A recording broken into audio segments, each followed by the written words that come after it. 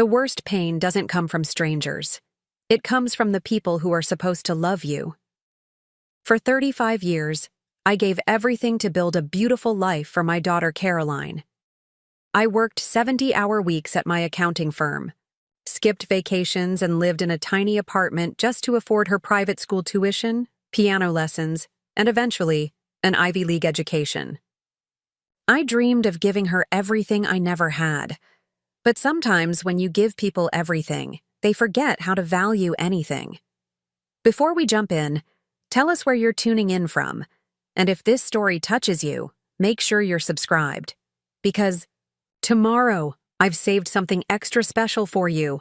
I never thought I'd end up eating Thanksgiving dinner alone in a freezing garage, surrounded by rusted garden tools and half-empty paint cans, while my daughter and her husband hosted a lavish dinner party just on the other side of the wall.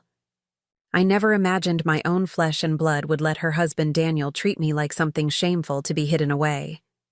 And I certainly never expected that in the midst of this humiliation, I'd discover the leverage that would change everything.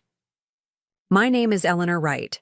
I built Wright Financial Services from nothing but a single desk in my bedroom and an outdated computer. Through persistence and an almost obsessive attention to detail, I transformed it into one of the most respected boutique accounting firms in Oak Ridge. My clients trusted me with their most sensitive financial matters, and I prided myself on integrity above all else. Caroline was just 7 when her father walked out. "Too much responsibility," he said as he packed his bags, leaving me with a mountain of debt and a confused little girl who couldn't understand why Daddy wasn't coming home. I didn't have time to fall apart. The next morning, I was up at 5 a.m., making Caroline's breakfast, packing her lunch, and reviewing client tax returns before dropping her at school. For years, our routine never varied. I worked while she slept, grabbed a few hours of rest when I could, and spent every spare minute making sure Caroline had everything she needed. When the refrigerator broke down, I skipped lunch for 2 months to save up for a new one. When Caroline needed braces, I took on 3 new corporate clients and worked through Christmas. When college acceptance letters arrived, I remortgaged our modest home to cover what the scholarships didn't. "You're going to have every opportunity," I promised her. "Nothing is going to hold you back." Maybe I was trying to protect her too much. Maybe I sheltered her from the harsh realities of what it took to provide the life she enjoyed. Whatever the reason, Caroline grew up with expensive tastes and little understanding of sacrifice. By the time she met Daniel Reynolds in her senior year of college, she was already accustomed to a lifestyle my endless work had provided. Daniel came from what he called old money, though I later discovered the old part only went back 1 generation. His father, Howard Reynolds, had built Reynolds Construction from a small contracting business into a regional development company that specialized in luxury condominiums. Daniel had grown up with every privilege, and it showed in his casual arrogance and the dismissive way he treated service workers. From the moment I met him, something felt off. He had an artificial charm that never quite reached his eyes, but Caroline was smitten. "He's going to be a partner in his father's business," she gushed. "We're going to have such an amazing life." I smiled and kept my concerns to myself. Who was I to judge? Perhaps I was just being overprotective. 6 months after graduation, they were engaged. A year later, they had a wedding that cost more than my annual salary, most of which I paid for by liquidating my retirement portfolio. "It's just money," I told myself. "Her happiness is what matters." For the first few years of their marriage, things were relatively smooth. Daniel joined Reynolds Construction as Vice President of Business Development, a title that seemed suspiciously created just for him. Caroline didn't work. Daniel says it would reflect poorly on him if people thought he couldn't provide for his wife, and instead threw herself into being the perfect corporate spouse, hosting dinner parties and charity events.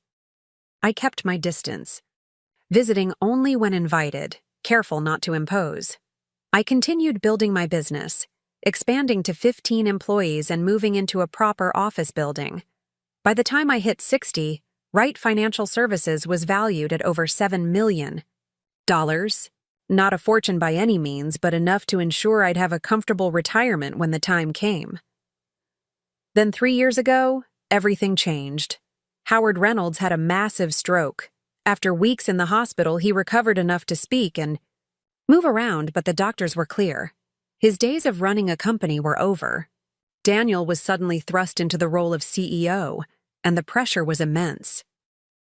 Dad built this business over 40 years, he confided during a rare moment of vulnerability at a family dinner. The board expects me to just step in and take over, but I'm drowning. These development projects are complicated and the financing is a mess. I felt a twinge of sympathy. Despite our differences, I understood the weight of responsibility. I could take a look at the books, I offered. Perhaps give you some advice on restructuring the debt. For once, Daniel didn't dismiss me. Instead, he took me up on the offer, and the next day I found myself in the Reynolds Construction headquarters, surrounded by financial statements and loan documents. What I discovered was troubling. The company had overextended itself on several luxury developments just before the housing market cooled. Cash flow was tight, and several loans were coming due within months. I spent 2 weeks reorganizing their financial approach, negotiating with lenders, and creating a sustainable path forward. I didn't charge a penny. This was family, after all. When I presented my plan to Daniel and the board, the relief in the room was palpable. "Eleanor, this is remarkable," the CFO said, reviewing my proposals. "You've given us a fighting chance." Daniel was effusive in his thanks, inviting me to Sunday dinners and actually listening to my input on business matters. For a brief, shining moment, I thought I'd finally earned his respect. Caroline seemed proud that her mother had saved the day, and I allowed myself to believe our relationship might deepen. How naive I was. As Reynolds Construction stabilized over the next year, I watched Daniel's demeanor shift. The gratitude faded, replaced by the old condescension. His calls became less frequent, and Sunday dinners dwindled away. When I did see them, I noticed subtle changes in their home.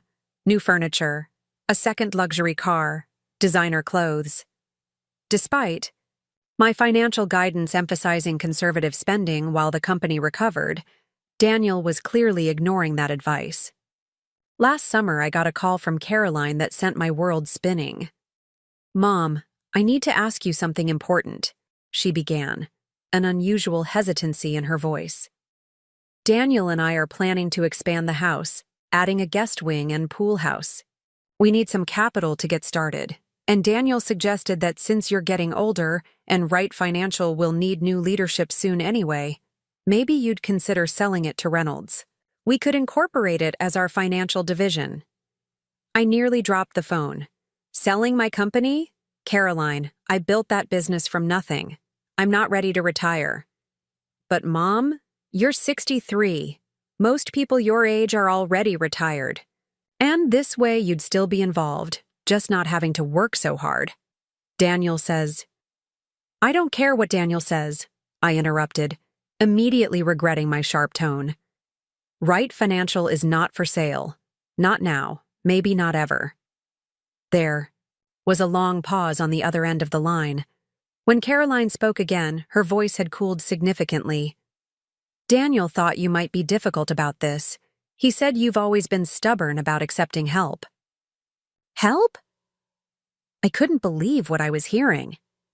"Caroline, this isn't help. This is Daniel trying to acquire a successful business at what I'm guessing would be a fraction of its market value." "You always do this," she sighed. "You always think people are trying to take advantage of you. Daniel has been nothing but generous, offering you a place in his company when most people your age would be put out to pasture." Her words stung like a physical slap. "Put out to pasture? Is that how you see me? As some old cow that's outlived its usefulness?" "That's not what I meant, and you know it. Look, just think about it, okay? This could be good for everyone." After we hung up, I sat in my office for a long time, staring at the walls covered with professional certifications and awards I'd earned over decades of hard work. For the first time, I wondered if Caroline had ever truly seen me, not just as her provider, her safety net, but as a woman with dreams and accomplishments of her own. 2 weeks later, I received a formal offer letter from Reynolds Construction, proposing to acquire Wright Financial Services for $5 million, about a third of its actual value. I declined politely but firmly. Preparing and narrating this story took us a lot of time, so if you are enjoying it, subscribe to our channel. It means a lot to us. Now back to the story. This triggered a barrage of calls from both Caroline and Daniel, each more pressuring than the last. When I remained unmoved, the calls stopped altogether. By October, I hadn't heard from either of them in over a month, the longest we'd ever gone without speaking. Then, surprisingly, I received a text from Caroline inviting me to Thanksgiving dinner. "The whole family will be there," she wrote. "Daniel's parents, his sister and her husband, some close friends. It would mean a lot if you came." I was overjoyed at the olive branch and accepted immediately. Perhaps they'd reconsidered their approach. Perhaps we could move past this unfortunate episode and be a family again. How wrong I was. When Thanksgiving Day arrived, I dressed carefully in a navy blue dress I'd bought specially for the occasion, packed a homemade pumpkin pie, Caroline's favorite since childhood, and drove to their sprawling colonial home in the most exclusive neighborhood in Oak Ridge. I was nervous but hopeful as I rang the doorbell. Caroline answered, air-kissing my cheek and taking the pie with a distracted, "Thanks." Something seemed off immediately. The house was filled with the sounds of laughter and conversation, the smell of turkey and spices wafting from the kitchen. "Everyone's already here," she said, leading me not toward the dining room but toward the back of the house. "Daniel thought it might be best if you ate in the garage apartment." I stopped in my tracks. "The garage apartment? But you said this was a family dinner." Caroline looked uncomfortable, glancing back toward the dining room. "It is, but Daniel invited some important investors at the last minute. The dining room is at capacity, and you know how small our table is." I'd been in their dining room. Their small table could comfortably seat 16 people. "The investors are very traditional," she continued hurriedly. "They might not understand why the CEO's mother-in-law is at a business dinner. It could seem unprofessional." I stood there, purse clutched in my suddenly trembling hands as the truth dawned on me. This wasn't a reconciliation. This was a further humiliation. They'd invited me not to include me, but to put me firmly in what they considered my place. Out of sight, separated from the important people. "The garage apartment isn't finished," I said quietly. "You told me construction was still underway." Caroline shifted uncomfortably. "Well, yes, but the space is cleared out enough. There's a folding table set up, and Daniel had the staff make you a plate. It's very private. You'll be comfortable." Before I could respond, Daniel appeared, all smiles and false warmth. "Eleanor, glad you could make it. Look, slight change of plans. We have some VIPs here tonight, potential investors for our new downtown project. Very exclusive opportunity." He lowered his voice conspiratorially. "Between us, if this deal goes through, Reynolds Construction will double in value overnight." I looked into his eyes, cold and calculating despite the smile, and suddenly understood with perfect clarity. This dinner wasn't about Thanksgiving at all. It was a business meeting disguised as a holiday gathering, and I was an inconvenient, loose end to be tucked away. "We've set up a nice little spot for you in the garage," Daniel continued smoothly. "Very quiet. You can watch your shows on your phone and eat in peace. No noisy conversations to deal with." He smiled as if he'd just offered me a great gift.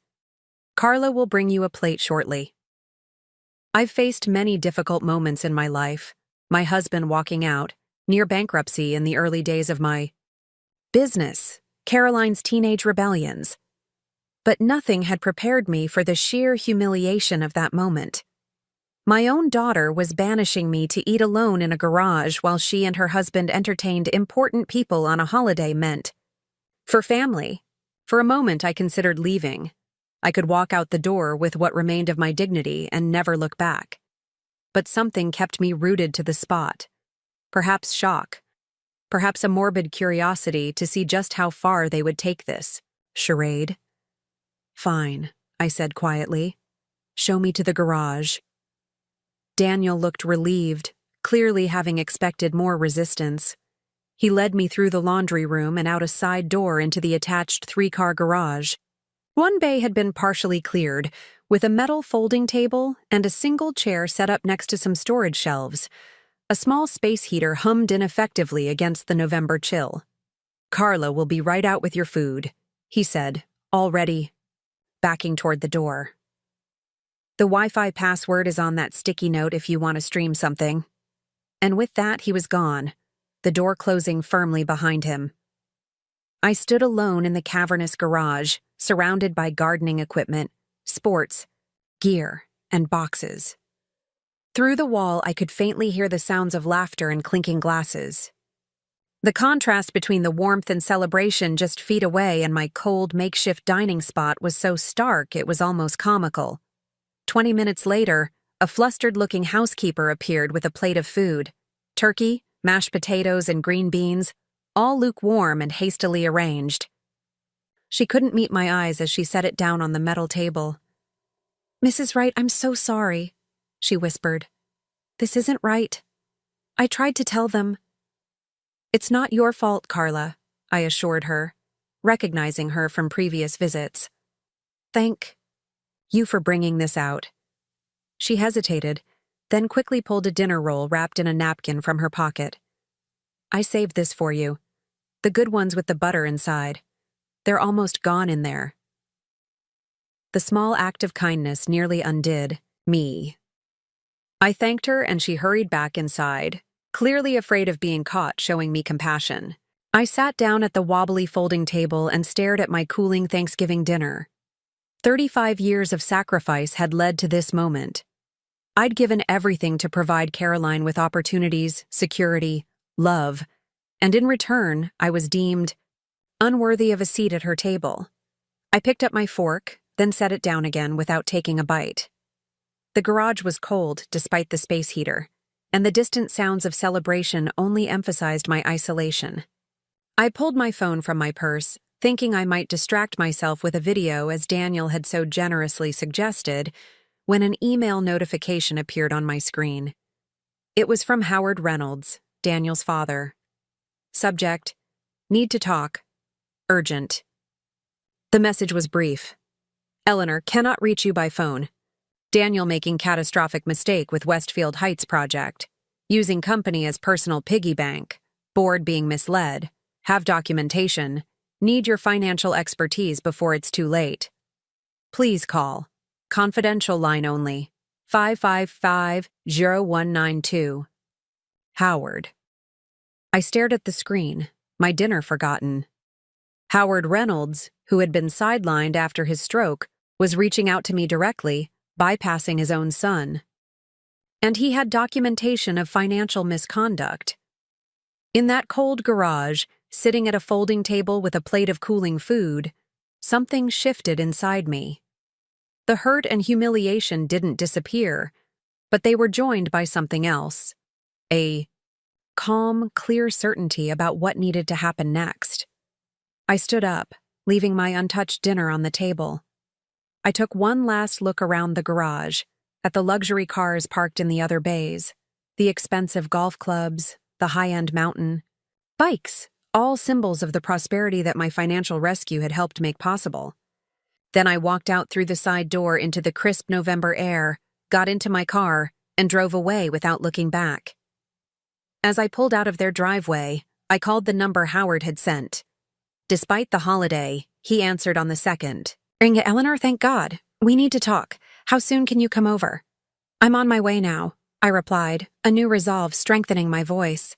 And Howard, bring every document you have. We're going to need all of it. I didn't know it then, but that Thanksgiving dinner in the garage would be the last time Caroline and Daniel would ever have the upper hand. Their decision to humiliate me had set in motion a chain of events that would ultimately lead to their financial ruin and my most unexpected triumph. Little did they know that while they were clinking glasses with investors, their business empire was already beginning to crumble. And I, the mother-in-law they had banished to the garage, would soon hold their entire future in my hands. Howard. Reynolds lived in an elegant townhouse in the historic district of Oak Ridge. Despite the late hour and holiday, his nurse let me in immediately, as if I'd been expected all along. The foyer was dimly lit, family photos lining the walls, snapshots of happier times, when Howard stood tall and confident beside construction sites and ribbon cuttings. Now, those images felt like artifacts from another life. I found Howard in his study, a room that smelled of leather-bound books and expensive cigars he could no longer enjoy. His stroke had left him with a slight droop to the left side of his face and a tremor in his hand, but his eyes were sharp and alert. The moment he saw me, relief washed over his features. "Eleanor," he said, gesturing to a chair across from his. "Thank you for coming, especially today." "You said it was urgent," I replied, settling into the leather armchair. "And to be frank, my Thanksgiving dinner was rather abruptly concluded." A knowing look crossed his face. "Daniel's doing, I assume?" I wasn't there to discuss family drama, so I simply nodded and moved on. "Your email mentioned documentation. Something about the Westfield Heights project?" Howard reached for a folder on his desk, his hand trembling slightly with the effort. "Daniel thinks I'm too addled to understand what's happening to my own company. He visits for 15 minutes once a week, pats my hand, and tells me everything's fine while feeding me sanitized reports." He pushed the folder toward me. "But Reynolds Construction has been my life for 40 years. I still have friends in the industry, loyal employees who respect me more than they fear my son." I opened the folder and found myself staring at internal financial statements, bank transfers, loan applications, and email printouts. Even at first glance, I could see why Howard was alarmed.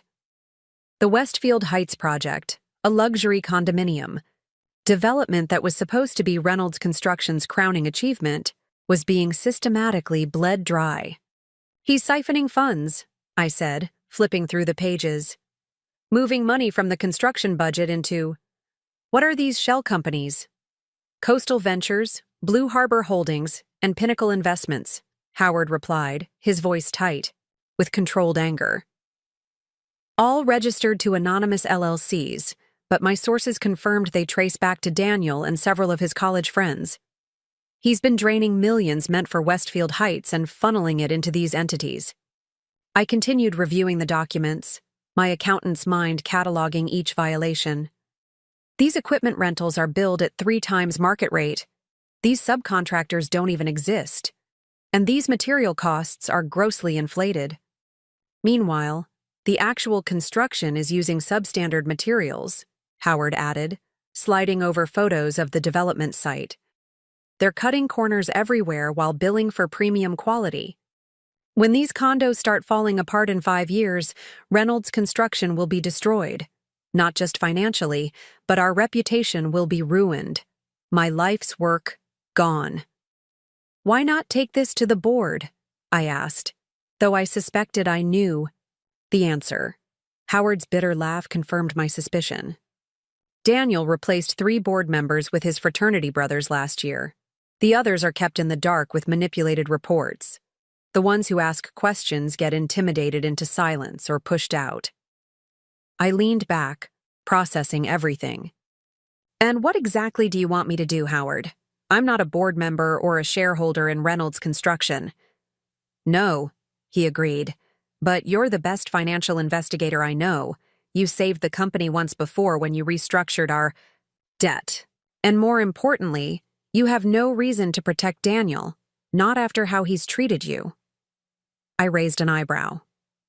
You seem remarkably well informed about my personal situation. Howard had the grace to look slightly embarrassed. Carla, their housekeeper, is my nurse's cousin. Word travels. What they did to you today was unforgivable. And you want revenge? I asked bluntly. I want justice, he corrected.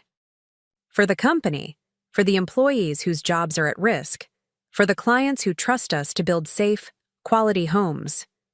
He paused, meeting my gaze directly. And yes, maybe a little revenge too. My son has become someone I don't recognize, and perhaps it's partly my fault for giving him everything without teaching him the value of anything. I thought of Caroline, how my own desire to give her everything might have contributed to her sense of entitlement. Was I any different from Howard in that regard? What exactly are you proposing? I asked. Howard leaned forward, his voice dropping. 3 years ago, when you restructured our financing, you arranged a consolidated loan through First Meridian Bank to pay off our various debts. That loan had specific covenants regarding financial reporting, project completion timelines, and fund usage. I nodded, remembering the details. Yes, it was quite strict. The bank was taking a substantial risk given the company's situation at the time. Those covenants are being violated 6 ways from Sunday, Howard said. Daniel thinks he's covered his tracks by submitting fraudulent reports, but a real forensic accountant, someone like you, could expose everything. And then what? The bank calls the loan? Exactly. Reynolds Construction would have 90 days to repay $28 million, which they can't do because Daniel has drained the cash reserves. I sat back, understanding the full implications. That would force the company into bankruptcy. Howard nodded grimly. But here's where it gets interesting. When I set up the original financing for Westfield Heights, before my stroke, I secured it with a separate lending agreement through Oak Ridge Trust. That agreement has a unique clause that gives the lender the right to foreclose specifically on the Westfield Heights project in the event of default, separate from other company assets. And who controls that loan now? I asked, though I was beginning to see where this was heading. Howard smiled thinly. I do, through a family trust that Daniel doesn't control. It's one of the few things I kept separate as a safety measure. He pulled out another document. And I'm prepared to assign that loan to you at a significant discount from its face value. If Reynolds Construction defaults on their main loan, which they will once their violations are exposed, you would have the legal right to foreclose on Westfield Heights. I stared at him, the audacity of the plan sinking in. You'd give me the power to take away your son's flagship project? I'd give you the power to save it, he corrected. You have the financial expertise to complete it properly, without the corner-cutting and fraud.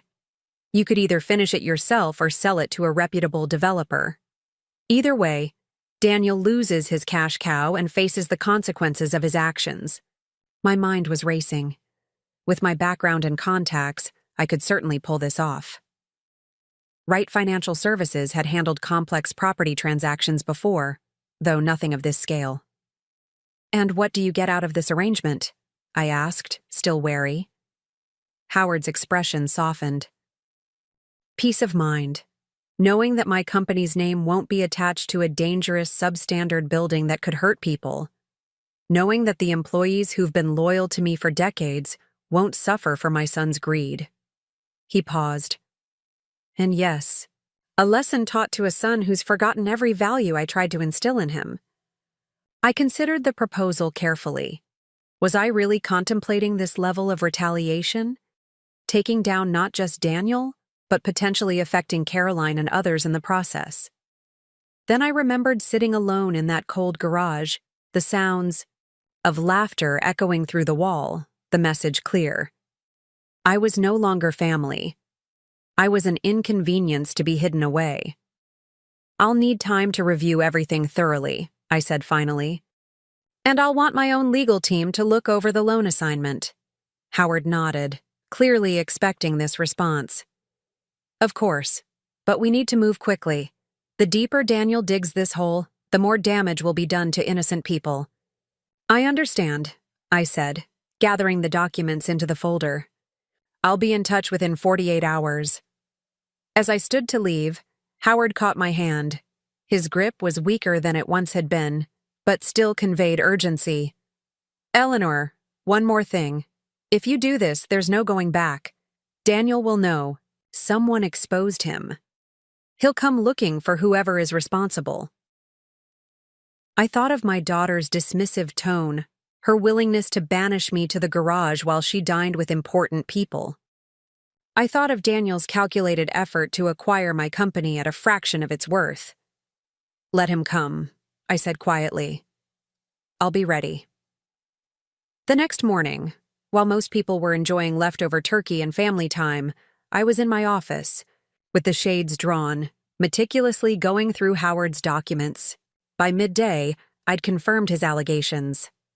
The fraud was extensive and systematic, with millions diverted from the Westfield Heights project into Daniel's personal ventures.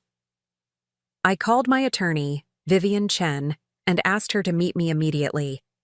Vivian had been with me since the early days of Wright Financial, starting as an intern while putting herself through law school. Now she headed her own firm but remained my most trusted legal advisor. On Black Friday? Really, Eleanor?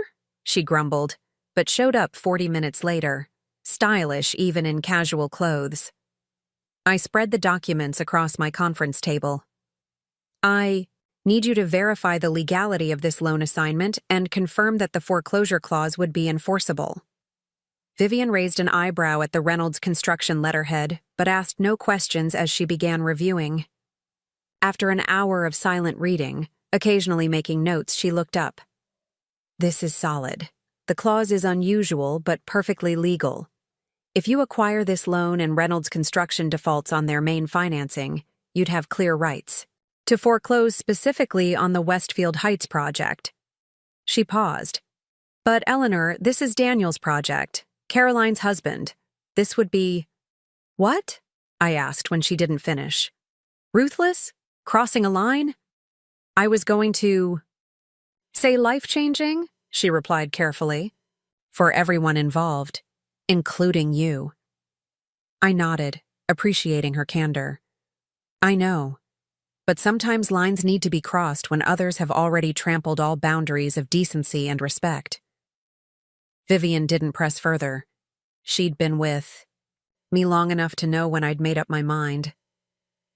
If you're going forward, we need to maintain absolute secrecy. The loan assignment should be made to a newly created LLC, not directly to you or Wright Financial. We'll need to establish a paper trail that obscures your involvement until the moment you're ready to act. Can you set that up? Of course. I'll have the LLC formed by Monday. But Eleanor... She hesitated, concern evident in her expression. What about Caroline? She's still your daughter. The question struck deeper than I wanted to admit. Caroline was my only child, the person for whom I'd sacrificed everything. But the daughter I'd raised seemed increasingly unrecognizable to me. Caroline has made her choice, I said finally. She's chosen Daniel and his world. Maybe seeing that world crumble will wake her up to reality. Vivian nodded, not entirely convinced but respectful of my decision. I'll need a name for the LLC. I thought for a moment, then smiled slightly. Phoenix Recovery. Rising from the ashes, Vivian noted. Appropriate. Over the next week, we put the plan into motion. Phoenix Recovery LLC was established with a complex ownership structure that couldn't be easily traced back to me. Howard assigned the Westfield Heights loan to the new entity at 60 cents on the dollar. Still a substantial investment on my part, but one that could pay off enormously if successful. Meanwhile, I assembled a team of forensic accountants from Wright Financial to prepare a comprehensive report on Reynolds Construction's financial violations. We worked discreetly, pulling information from public records, industry contacts, and the documents Howard had provided. The report, when completed, was devastating. A meticulous, irrefutable account of fraud, mismanagement, and criminal financial manipulation. I had it bound in a professional portfolio with the First Meridian Bank logo on the cover. Then I made an appointment with Diane Harper, the bank's chief risk officer and, not coincidentally, a longtime client of Wright Financial. Eleanor. Diane greeted me warmly in her corner office overlooking the Oak Ridge skyline. Always a pleasure, though I admit I'm curious about the urgent nature of this meeting. I placed the portfolio on her desk. Diane, I've come across information that significantly impacts one of your major loans. Before I explain further, I need your assurance that this conversation remains confidential. She frowned slightly but nodded.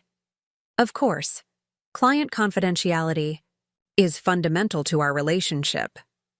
This isn't about one of my clients, I clarified. It's about Reynolds Construction. Her expression shifted immediately to one of professional concern. The Reynolds loan is one of our largest commercial commitments.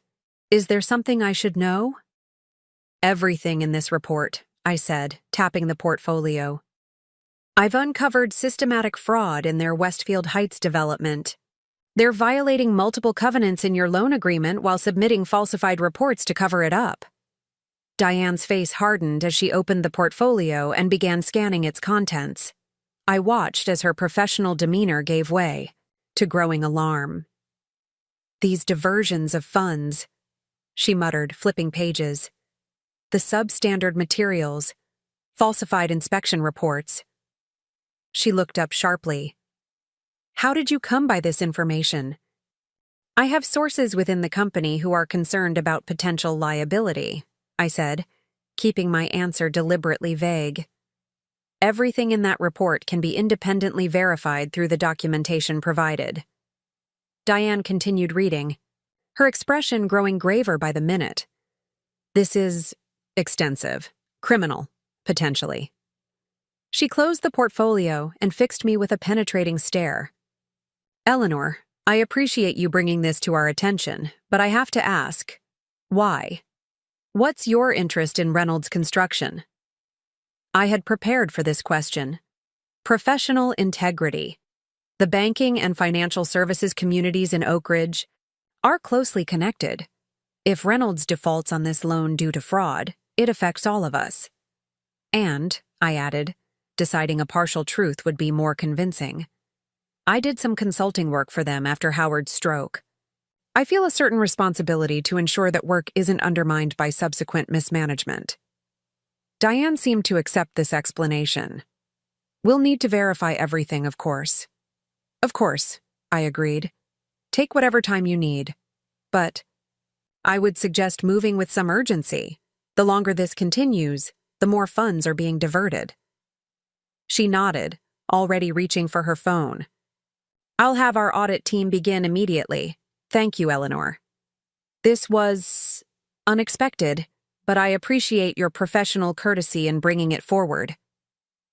As I left her office, I felt a strange mix of emotions: satisfaction that the plan was in motion, anxiety about the consequences, and an undeniable twinge of guilt about what this would mean for Caroline. But I pushed that last feeling aside. My daughter had made her choices. Now she would have to live with the results. The next 3 weeks passed in a blur of calculated moves and counteractions. First, Meridian Bank conducted their audit with ruthless efficiency, verifying every allegation in my report. They found even more irregularities than I had documented. On December 18th, 2 weeks before Christmas, the bank formally notified Reynolds Construction that they were in violation of multiple loan covenants. They demanded immediate remedy of all violations and full repayment of the $28 million loan within 90 days, as specified in the agreement. The news hit the local business community like a bombshell. Reynolds Construction stock, which traded on a regional exchange, plummeted 40% in a single day. Construction at Westfield Heights and other projects ground to a halt as subcontractors, now worried about getting paid, pulled their workers. I watched it all unfold from a distance, neither celebrating nor intervening. This was only phase 1.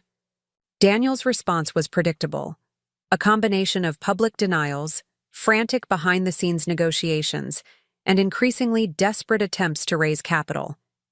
He gave interviews claiming the bank's audit was flawed, insisted Reynolds Construction was financially sound, and promised that all projects would continue on schedule. But the financial community in Oak Ridge was small and tightly connected. Word of Daniel's fraud spread quickly, making potential investors wary. No one wanted to throw good money after bad, especially with the specter of possible criminal charges looming. I wasn't surprised when my phone rang on a snowy evening in early January. The caller ID showed Caroline's number. It was the first time she'd contacted me since Thanksgiving. For a moment, I considered not answering, but curiosity, and perhaps a lingering hope for reconciliation, led me to pick up. "Hello, Caroline." "Mom." Her voice sounded strained, exhausted. We need to talk. Can I come over?" I hesitated, wondering what her agenda might be. "I'm free now if you'd like to stop by." "I'll be there in 20 minutes, she said, then hung up without waiting for a response. I sat in my living room, watching snow fall gently outside the window, and prepared myself for whatever was coming. Was this a genuine attempt to mend fences? Or had Daniel sent her as an emissary to seek financial help? The doorbell rang precisely 18 minutes later. When I opened the door, I barely recognized my daughter. The polished, confident woman who had dismissed me at Thanksgiving was gone. In her place stood someone with dark circles under her eyes, unwashed hair, and a rumpled coat that looked slept in. "Mom," she said, her voice breaking slightly. "Can I come in?" I stepped aside wordlessly, allowing her to enter. She moved, past me into the living room, taking in the familiar surroundings with an almost hungry gaze, as if remembering better times. "Would you like some tea?" I offered, keeping my tone neutral.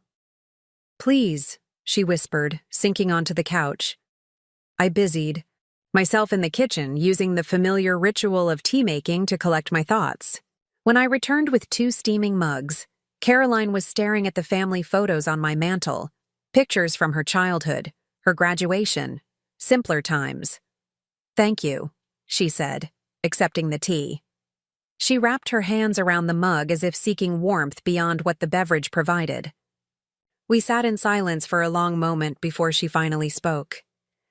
"Everything's falling apart, Mom," she said, her voice barely audible. "The company, our reputation, our future. Daniel doesn't know what to do." I sipped my tea, waiting for more. "The bank is demanding immediate repayment of a huge loan. All the projects are stopped. The investors Daniel was courting at Thanksgiving have pulled out. We've even had to let most of the household staff go." She looked up, tears in her eyes. "Daniel's talking about bankruptcy." "I see," I said carefully. "And why are you telling me this?" Caroline flinched slightly at my tone. I thought you might have advice, financial guidance. You've always been good at solving problems." "Like when I restructured Reynolds Construction's debt after Howard's stroke?" I asked pointedly. "Or when Daniel tried to acquire my company at 1/3 of its value to finance your home renovation?" Her face flushed. "That was Daniel's idea, not mine. I went along with it because he said it made sense." "And does making me eat Thanksgiving dinner alone in a cold garage make sense too? Was that also Daniel's idea?" The direct question seemed to catch her off guard. For a moment, genuine shame crossed her features. That was wrong. We were wrong. I'm sorry, Mom. I should never have let that happen." I studied my daughter's face, looking for sincerity. Was this genuine remorse, or simply the desperation of someone whose privileged life was crumbling? "Caroline," I said finally, "I appreciate the apology, but I have to ask, would you be sitting here now if Reynolds Construction wasn't in crisis? Would you have ever acknowledged how wrongly you treated me if your life wasn't falling apart? Tears spilled down her cheeks. I don't know, she admitted. Maybe not soon enough. I've been lost, I guess. Caught up in Daniel's world, trying to be what he wanted. Her honesty, however painful, was at least a start. But I couldn't forget how quickly she'd abandoned me when it suited her purposes. What exactly do you want from me? I asked directly. She wiped her tears with the back of her hand. Daniel doesn't know I'm here. He's too proud to ask for help, especially from you. But I thought, maybe you could look at the situation, see if there's a way out. You saved the company once before. I set down my tea mug carefully. And if I did help, what would change? Would Daniel suddenly respect me?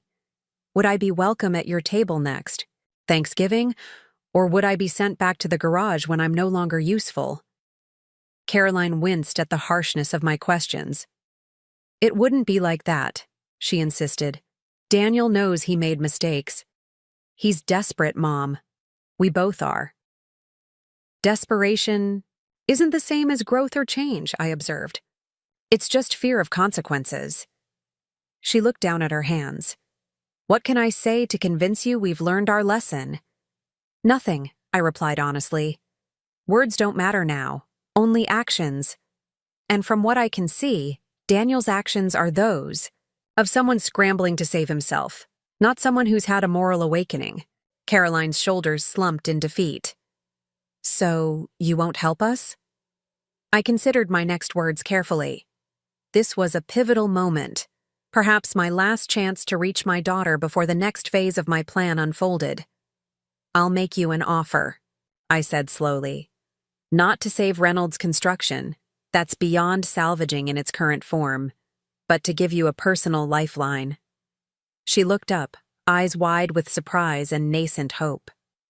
Leave Daniel, I stated simply. Move back home. With me for a while. Get some perspective. Find the Caroline I raised, not the woman who would watch her mother eat holiday dinner in a garage. Her mouth opened in shock. Leave. But Mom, he's my husband.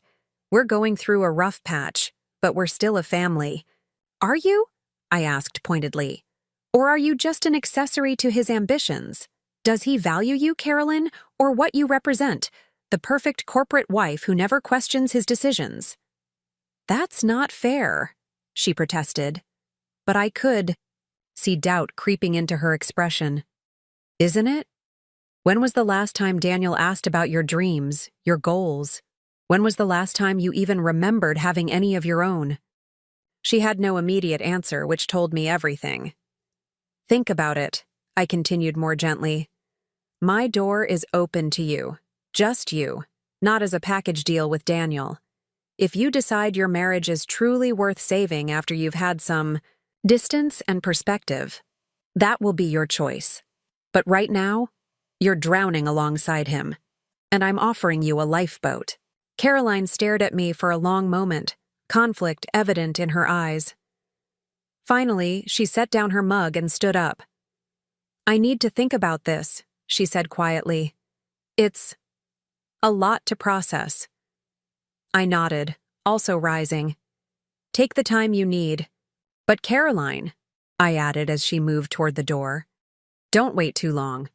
Things are going to move quickly with Reynolds Construction in the coming weeks.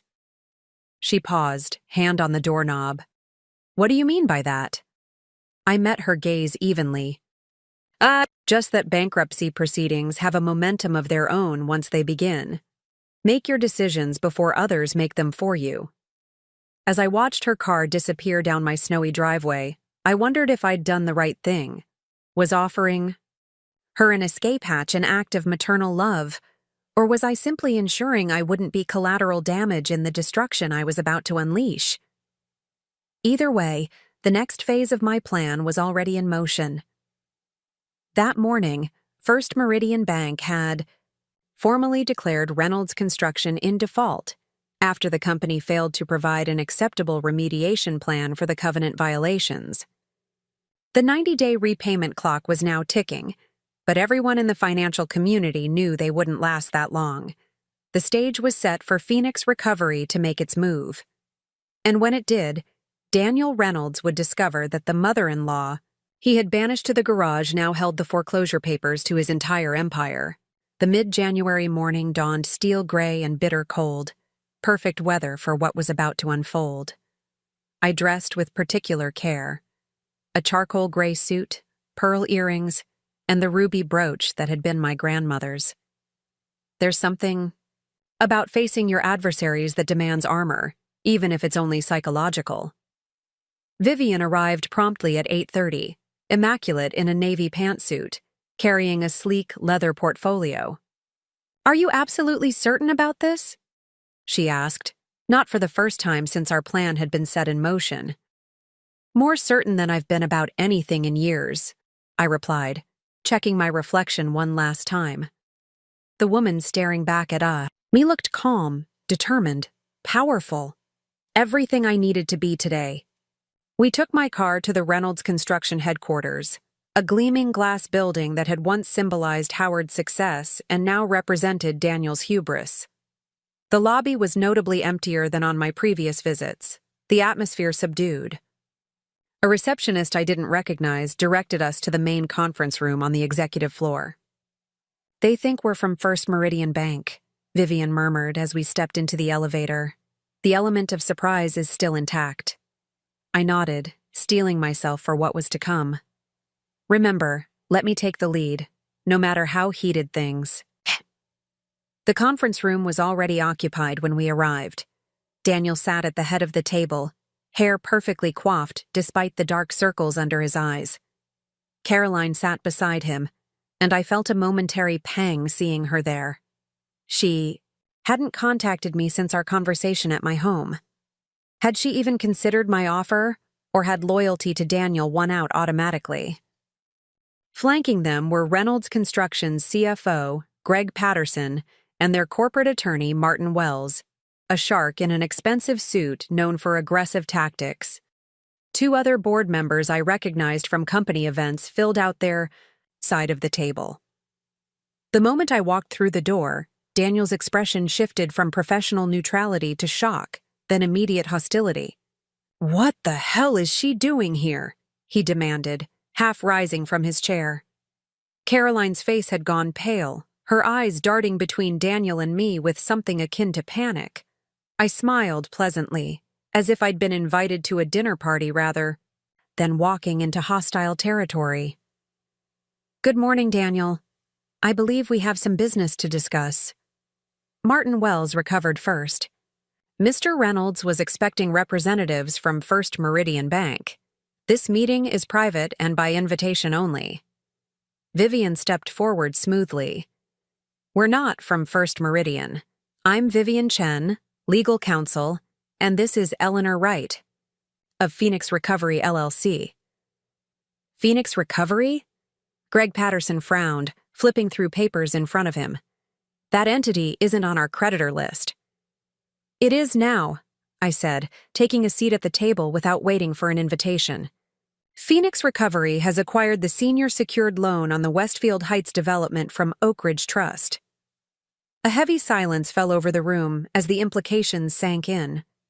Daniel's face flushed dark red. "That's impossible," he sputtered.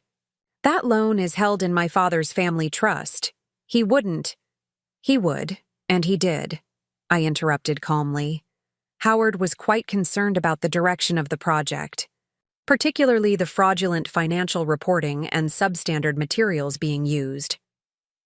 Daniel slammed his fist on the table. "This is absurd. You've manipulated a sick old man."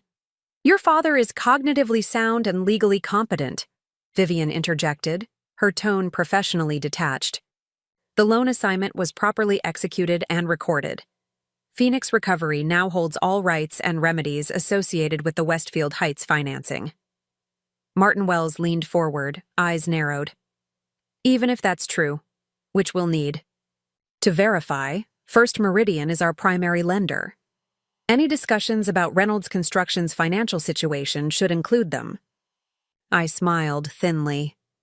By all means, call them, but I should mention that I met with First Meridian yesterday to inform them of our position. They're quite aware that Phoenix Recovery has the right to foreclose specifically on Westfield Heights, regardless of any arrangements you might make regarding their larger corporate loan. Caroline finally found her voice. Mom, what are you doing? There was genuine confusion in her eyes, as if she couldn't quite reconcile the poised, strategic woman before her with the mother she'd relegated to the garage on Thanksgiving. Business. Caroline, I replied evenly. Just business. Daniel's face had taken on an alarming shade of purple. This is your revenge, isn't it? For Thanksgiving. You're that petty? I met his gaze directly, refusing to rise to the bait. This has nothing to do with personal matters. Phoenix Recovery has made a significant investment in acquiring this loan. We're simply protecting our financial interests, just as you've always protected yours. Greg Patterson, the CFO, looked increasingly uncomfortable. Perhaps we should take a step back and discuss practical next steps. What exactly does Phoenix Recovery want? Full repayment of the Westfield Heights loan within 14 days, or we begin foreclosure proceedings, I stated simply. Martin, Wells scoffed. That's $12 million. You know very well the company doesn't have that kind of liquidity right now. Then perhaps Mr. Reynolds should consider liquidating some personal assets, I suggested mildly. The vacation home in Aspen, the yacht, the art collection. I believe there's a Monet that would cover a substantial portion of the debt. Daniel's eyes widened slightly. How did I know about the Monet? It had been a private purchase, not widely known outside their immediate circle. But Howard had been thorough in his intelligence gathering. This is outrageous, Daniel sputtered. You can't just walk in here and demand immediate payment. I can, and I am, I replied calmly. But I'm also prepared to offer an alternative. The room went silent again, all eyes fixed on me. Phoenix Recovery would consider accepting a controlling interest in Westfield Heights in lieu of immediate cash repayment. We would become the majority partner, with full authority over project management, financial controls, and completion. Daniel let out a harsh laugh. You want to take over our flagship project? A retired accountant with no development experience? That's delusional. I smiled, unruffled by his condescension. Phoenix Recovery has already assembled a project management team comprised of industry veterans, including several former Reynolds construction executives who left during your leadership transition. We're fully prepared to complete the development properly, using quality materials and legitimate contractors. The revelation that I'd been recruiting his former executives seemed to hit Daniel like a physical blow. His face drained of color as he realized how thoroughly I'd prepared. This is a hostile takeover, he said hoarsely. This is accountability, I corrected. Something you seem to have avoided for quite some time. Martin Wells leaned in to whisper something to Daniel, who shook his head vehemently. The attorney persisted, and finally Daniel gave a curt nod. We need time to review your claims and discuss options, Martin announced. I suggest we adjourn and reconvene in 48 hours. Vivian glanced at me for confirmation. I gave a slight nod. That's acceptable, she responded. But the 14-day clock is already ticking. And should Reynolds Construction file for bankruptcy protection before we reach an agreement, be advised that Phoenix Recovery will immediately petition the court for relief from stay to proceed with the Westfield Heights foreclosure. We rose to leave, gathering our materials with unhurried precision. As we reached the door, Caroline suddenly stood up. Mom, wait. I paused, turning to face my daughter. Her expression was a complicated mixture of hurt, confusion, and something that might have been dawning respect. Was this what you meant? She asked quietly. When you said things would move quickly? I met her gaze steadily. Yes, my offer to you still stands, Caroline. It's separate from all of this. I gestured at the conference room, at Daniel and his team huddled in urgent conversation. Think carefully about what you truly want. and whose future you want to be tied to.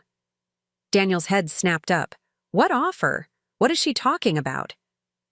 I didn't wait to see Caroline's response. Vivian and I walked out, the heavy door swinging, shut behind us with a decisive click.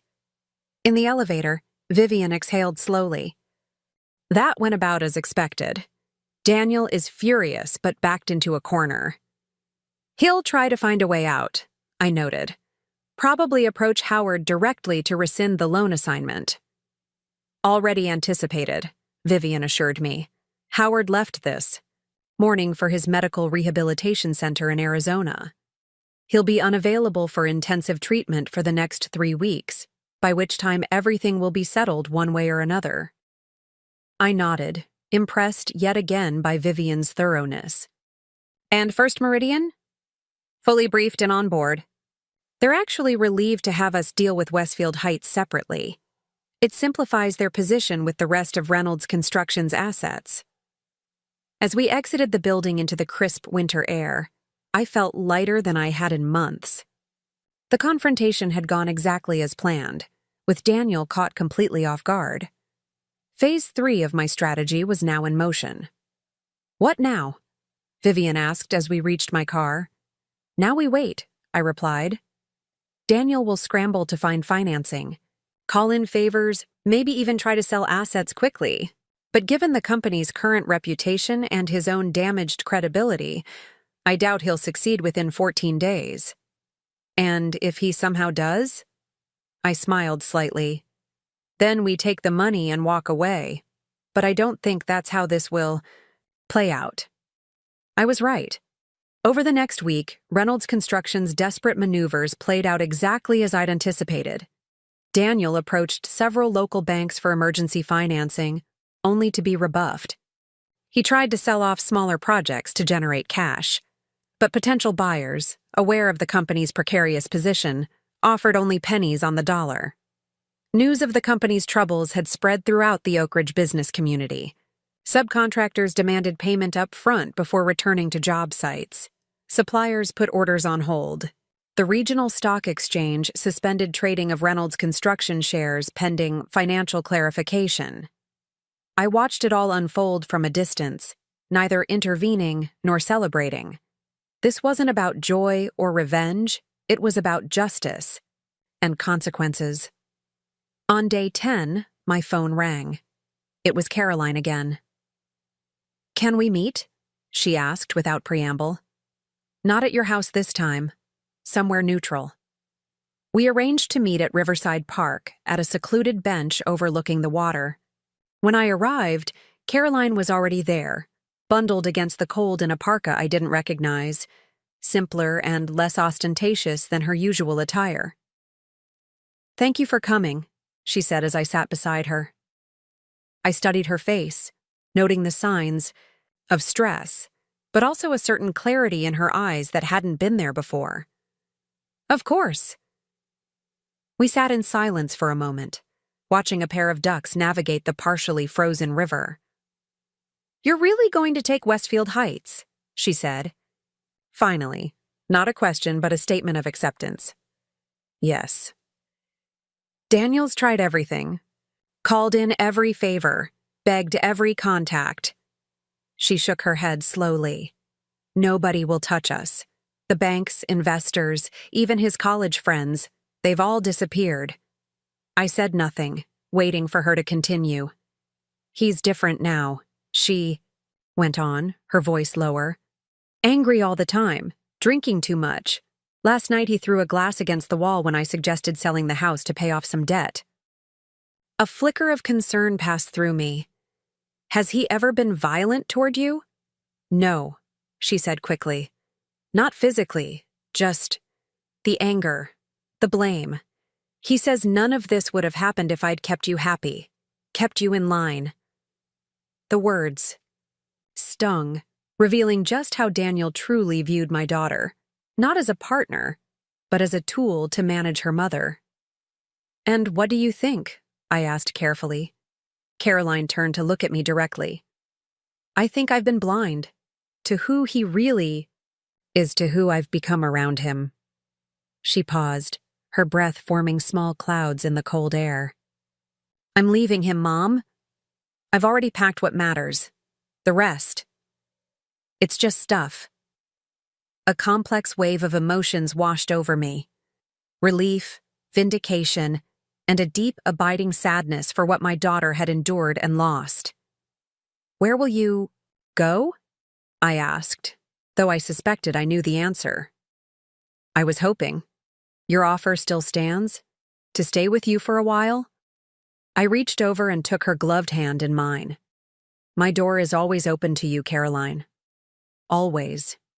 She nodded, tears gathering at the corners of her eyes. "There's something else you should know. Something I found when I was packing." From her pocket, she withdrew a folded document, handing it to me with a shaking hand. I opened it carefully, my eyes widening as I scanned the contents. It was an email printout from Daniel to a private banker in the Cayman Islands, dated just 3 days earlier. The message detailed instructions for transferring $3.6 million from an account I'd never heard of, evidently an offshore repository for the funds he'd been siphoning from Reynolds Construction. "He's been hiding money," Caroline said unnecessarily. "Planning to declare bankruptcy, walk away from everything, and start over with millions tucked away where creditors can't reach it." I refolded the document carefully. "Does he know you? Found this?" She shook her head. "I made a copy and put the original back. He has no idea I know." "This changes things," I said thoughtfully. "With evidence of intentional fraud and hidden assets, the bankruptcy court would—" "I don't care about the legal implications," Caroline interrupted. "I just wanted you to know who you're dealing with, who I've been married to." Her voice broke slightly. "Who I chose over you." I squeezed her hand gently. "We all make choices we regret, Caroline. What matters is what we do afterward." She nodded, wiping away a tear with her free hand. "I filed for divorce this morning." That evening, Caroline moved into my guest room with 2 suitcases and a box of photo albums. She seemed simultaneously exhausted and relieved, like someone who'd been carrying a heavy weight for miles and had finally set it down. After she went to bed, I called Vivian and forwarded her the offshore account information. "This changes our approach," I told her. "With evidence of deliberate fraud and hidden assets, we can petition for an emergency injunction freezing all of Daniel's personal assets, not just the company's." "On what grounds?" Vivian asked, though I could hear her already typing notes. "Fraudulent conveyance. He's clearly preparing to drain assets that should be available to creditors." "I can have the motion prepared by morning," she confirmed. "This is the smoking gun we needed." The next day, while Daniel was presumably still scrambling to find financing to save Westfield Heights, we blindsided him from another direction entirely. Vivian filed for an emergency injunction in federal court, attaching the offshore account evidence. By noon, the judge had granted our motion, freezing not only Reynolds Construction's assets, but Daniel's personal accounts as well, including the Cayman Islands holdings, thanks to international banking treaties. The news hit the local business press immediately. Reynolds Construction CEO's assets frozen amid fraud allegations. By afternoon, the story had evolved. Offshore accounts revealed in Reynolds' financial scandal. I wasn't surprised when my doorbell rang that evening. I was, however, surprised to find not Daniel, but Howard Reynolds standing on my porch, looking weathered but determined. "I thought you were in Arizona," I said, stepping aside to let him in from the cold. "I was," he confirmed. "Got on the first flight back when I heard about the offshore accounts. This goes beyond what even I suspected." I led him to my living room, where Caroline was curled up with a book. She looked up, startled to see her father-in-law. "Howard," she said, rising awkwardly. "I didn't expect—" "It's all right, Caroline," he said gently. "I'm not here to judge or pressure you. In fact, I owe you an apology for not seeing sooner what Daniel was becoming." She nodded uncertainly, then excused herself, disappearing upstairs to give us privacy. Howard sank heavily into an armchair. I underestimated you, Eleanor. When I gave you the loan assignment, I thought you'd simply use it as leverage to negotiate a better position for the Westfield Heights investors, maybe force Daniel to bring in better management. He shook his head slowly. I never imagined you'd uncover offshore accounts or get a federal injunction. Your son underestimated. Me too, I replied. He thought I was just an aging accountant he could push aside when convenient. Howard's expression darkened. He's not taking this well. He showed up at my house an hour ago, raging, accusing me of betrayal. When I wouldn't help him access emergency funds, Howard touched his cheek, and I noticed for the first time a bruise forming along his jawline. He hit you? I asked, shocked, despite everything I knew about Daniel. Shoved me against the wall, Howard clarified, though the distinction seemed negligible. My nurse called the police. They're looking for him now. I felt a chill. Is Caroline in danger? Howard shook his head. I don't think so. His rage is directed at me, and at you. He sees us as the architects of his downfall, not Caroline. Nevertheless, I texted Vivian to arrange for private security at my house for the next few days. Daniel's deteriorating behavior had added an element of unpredictability that I hadn't fully anticipated. What happens now? Howard asked, sounding suddenly old and tired. Now we proceed with foreclosure on Westfield Heights, I said. Phoenix Recovery will take control, bring in proper management, and complete the project as it should have been done from the beginning. Howard nodded slowly. And Reynolds Construction? That's not my concern, I replied honestly. First, Meridian will handle the corporate bankruptcy proceedings for the rest of the company. Some assets will be liquidated, others reorganized. Whether the Reynolds name survives in any form will depend on the bankruptcy court's decisions. 40 years of work, Howard murmured, more to himself than to me. Gone because my son thought he was above the rules. I felt a twinge of sympathy for Howard, despite everything. He had built something meaningful, only to watch his son destroy it through greed and entitlement. Your legacy doesn't have to die with the company name, I said quietly. The buildings you built, the people whose careers you launched, the standards you set, those things endure. He looked up, a ghost of his former confidence flickering in his eyes. You're right. And perhaps there's still a way to salvage something meaningful from this wreckage. 2 days later, Daniel was arrested at the Canadian border, attempting to flee the country with fake identification and $50,000 in cash. The offshore account evidence, combined with his assault on Howard and attempted flight, ensured that bail was denied. He would remain in custody while facing a growing list of federal and state charges related to financial fraud, misappropriation of funds, and assault. With Daniel in jail and the 14-day deadline expired, Phoenix Recovery formally initiated foreclosure proceedings on Westfield Heights. As expected, no last-minute financing materialized to save the project. Reynolds Construction, now headless and hemorrhaging what remained of its value, filed for Chapter 7 bankruptcy, complete liquidation rather than reorganization. The morning of the foreclosure, I drove to the Westfield Heights construction site with Vivian and our newly assembled project management team. The development sat half completed, a skeletal monument to Daniel's hubris and fraud. Exposed beams, unfinished walls, and idle equipment stretched across the 20-acre site.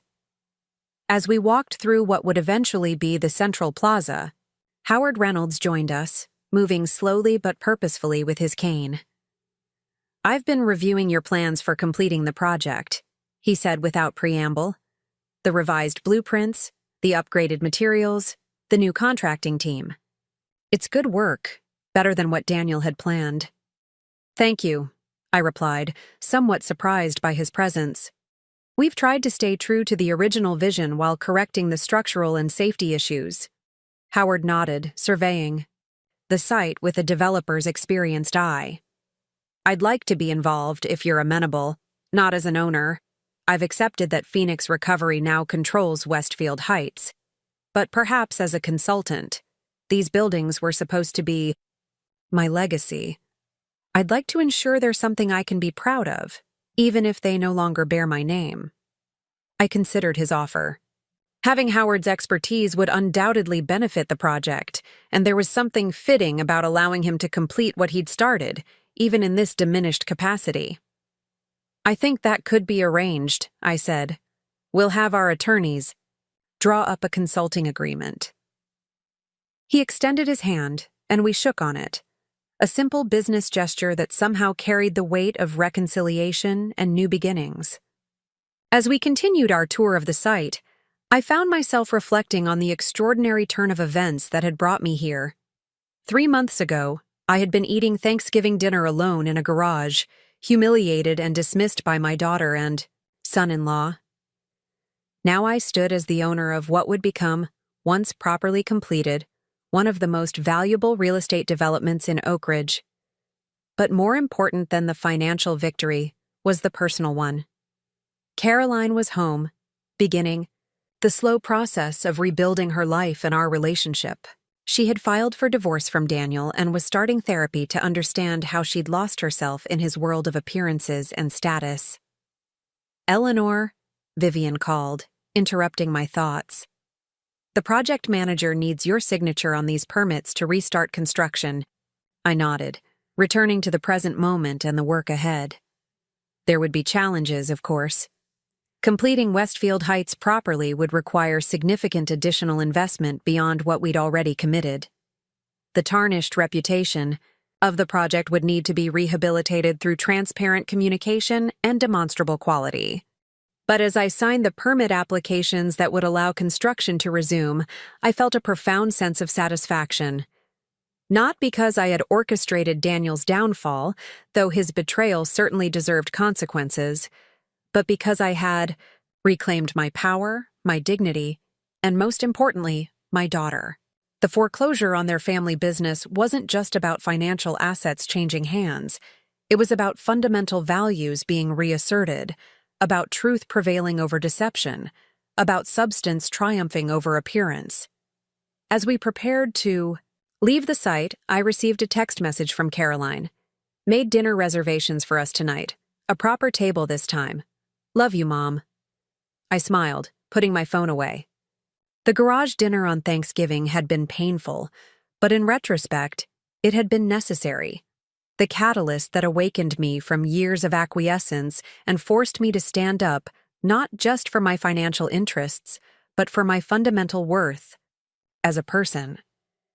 Some might call what I'd done revenge. I preferred to think of it as restoration, of balance, of dignity, of truth. And as I looked out over the Westfield Heights development that now belonged to Phoenix Recovery, I knew that from these half-built ruins something new and better would rise. Just as from the ashes of my relationship with Caroline, a stronger bond was already emerging. The mother who had been banished to eat in the garage had found her voice, her power, and ultimately, her redemption. And that was worth more than all the foreclosed property in the world. Spring arrived in Oak Ridge with unusual warmth, as if nature itself was eager to wash away the bitter winter. Cherry blossoms dotted the Westfield Heights construction site, their delicate pink petals occasionally drifting onto the newly poured concrete foundations. The development was now a hub of legitimate activity, with skilled workers and proper materials replacing the corner-cutting approach of Daniel's regime. I stood on what would eventually become the rooftop terrace of the main residential building, surveying the progress with quiet satisfaction. In the 3 months since Phoenix Recovery had taken control, the project had been completely reimagined, not just structurally but philosophically. What had begun as an exclusive enclave for the wealthy was evolving into a mixed-use development with varied housing options, community spaces, and environmentally sustainable features. "The solar panel installation starts next week," Howard I commented, joining me at the railing. Despite his initial consultant role, He had gradually become more involved, his decades of experience proving invaluable. Should reduce the overall carbon footprint by 30%. I nodded appreciatively. The solar initiative had been Howard's suggestion, part of his effort to transform what his son had corrupted into something genuinely beneficial for the community. The affordable housing applications open tomorrow, I added. We're expecting significant interest. 20% of the residential units had been designated as below-market-rate housing, integrated throughout the development rather than segregated as an afterthought. Howard smiled slightly. Daniel would have hated that. Diluting the brand, he would have called it. Good thing he's not in charge anymore, I remarked, unable to keep a hint of satisfaction from my voice.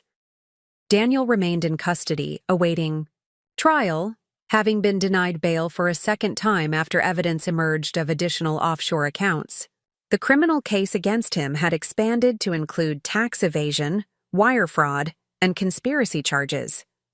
His legal team had recently approached the prosecutor's office about a potential plea deal, but no agreement had been reached. Howard's expression turned somber. I visited him last week, he admitted. It was the first time he'd mentioned seeing Daniel since the arrest. I raised an eyebrow but said nothing, allowing him to continue at his own pace. He hasn't changed, Howard sighed. Still, blames everyone but himself. You, me, the banks, the system. He truly believes he's the victim in all this. Are you surprised? I asked gently. Howard shook his head. Disappointed, not surprised. I suppose I still harbored some hope that facing consequences might spark reflection or growth. He gazed out at the construction site, workers in hard hats moving purposefully below us. Instead, he's become more entrenched in his sense of entitlement. Some people never learn, I observed, no matter how hard the lesson. Howard nodded, then changed the subject. How's Caroline doing with the gallery preparations? The mention of my daughter brought a genuine smile to my face. In the month since leaving Daniel, Caroline had begun rediscovering interests and passions that had been suppressed during her marriage. Chief among these was her love of art, not just as a status symbol to be displayed in a mansion foyer, but as a means of expression and community building. The renovations are on schedule, I replied. The opening is set for next month. Caroline had used a portion of her divorce settlement to lease a vacant storefront downtown and transform it into a small art gallery and teaching space. Her vision was to showcase local artists and offer classes to underprivileged youth, as far from Daniel's world of exclusivity and appearances as one could imagine. I'm glad, Howard said sincerely. She deserves a fresh start. We all do.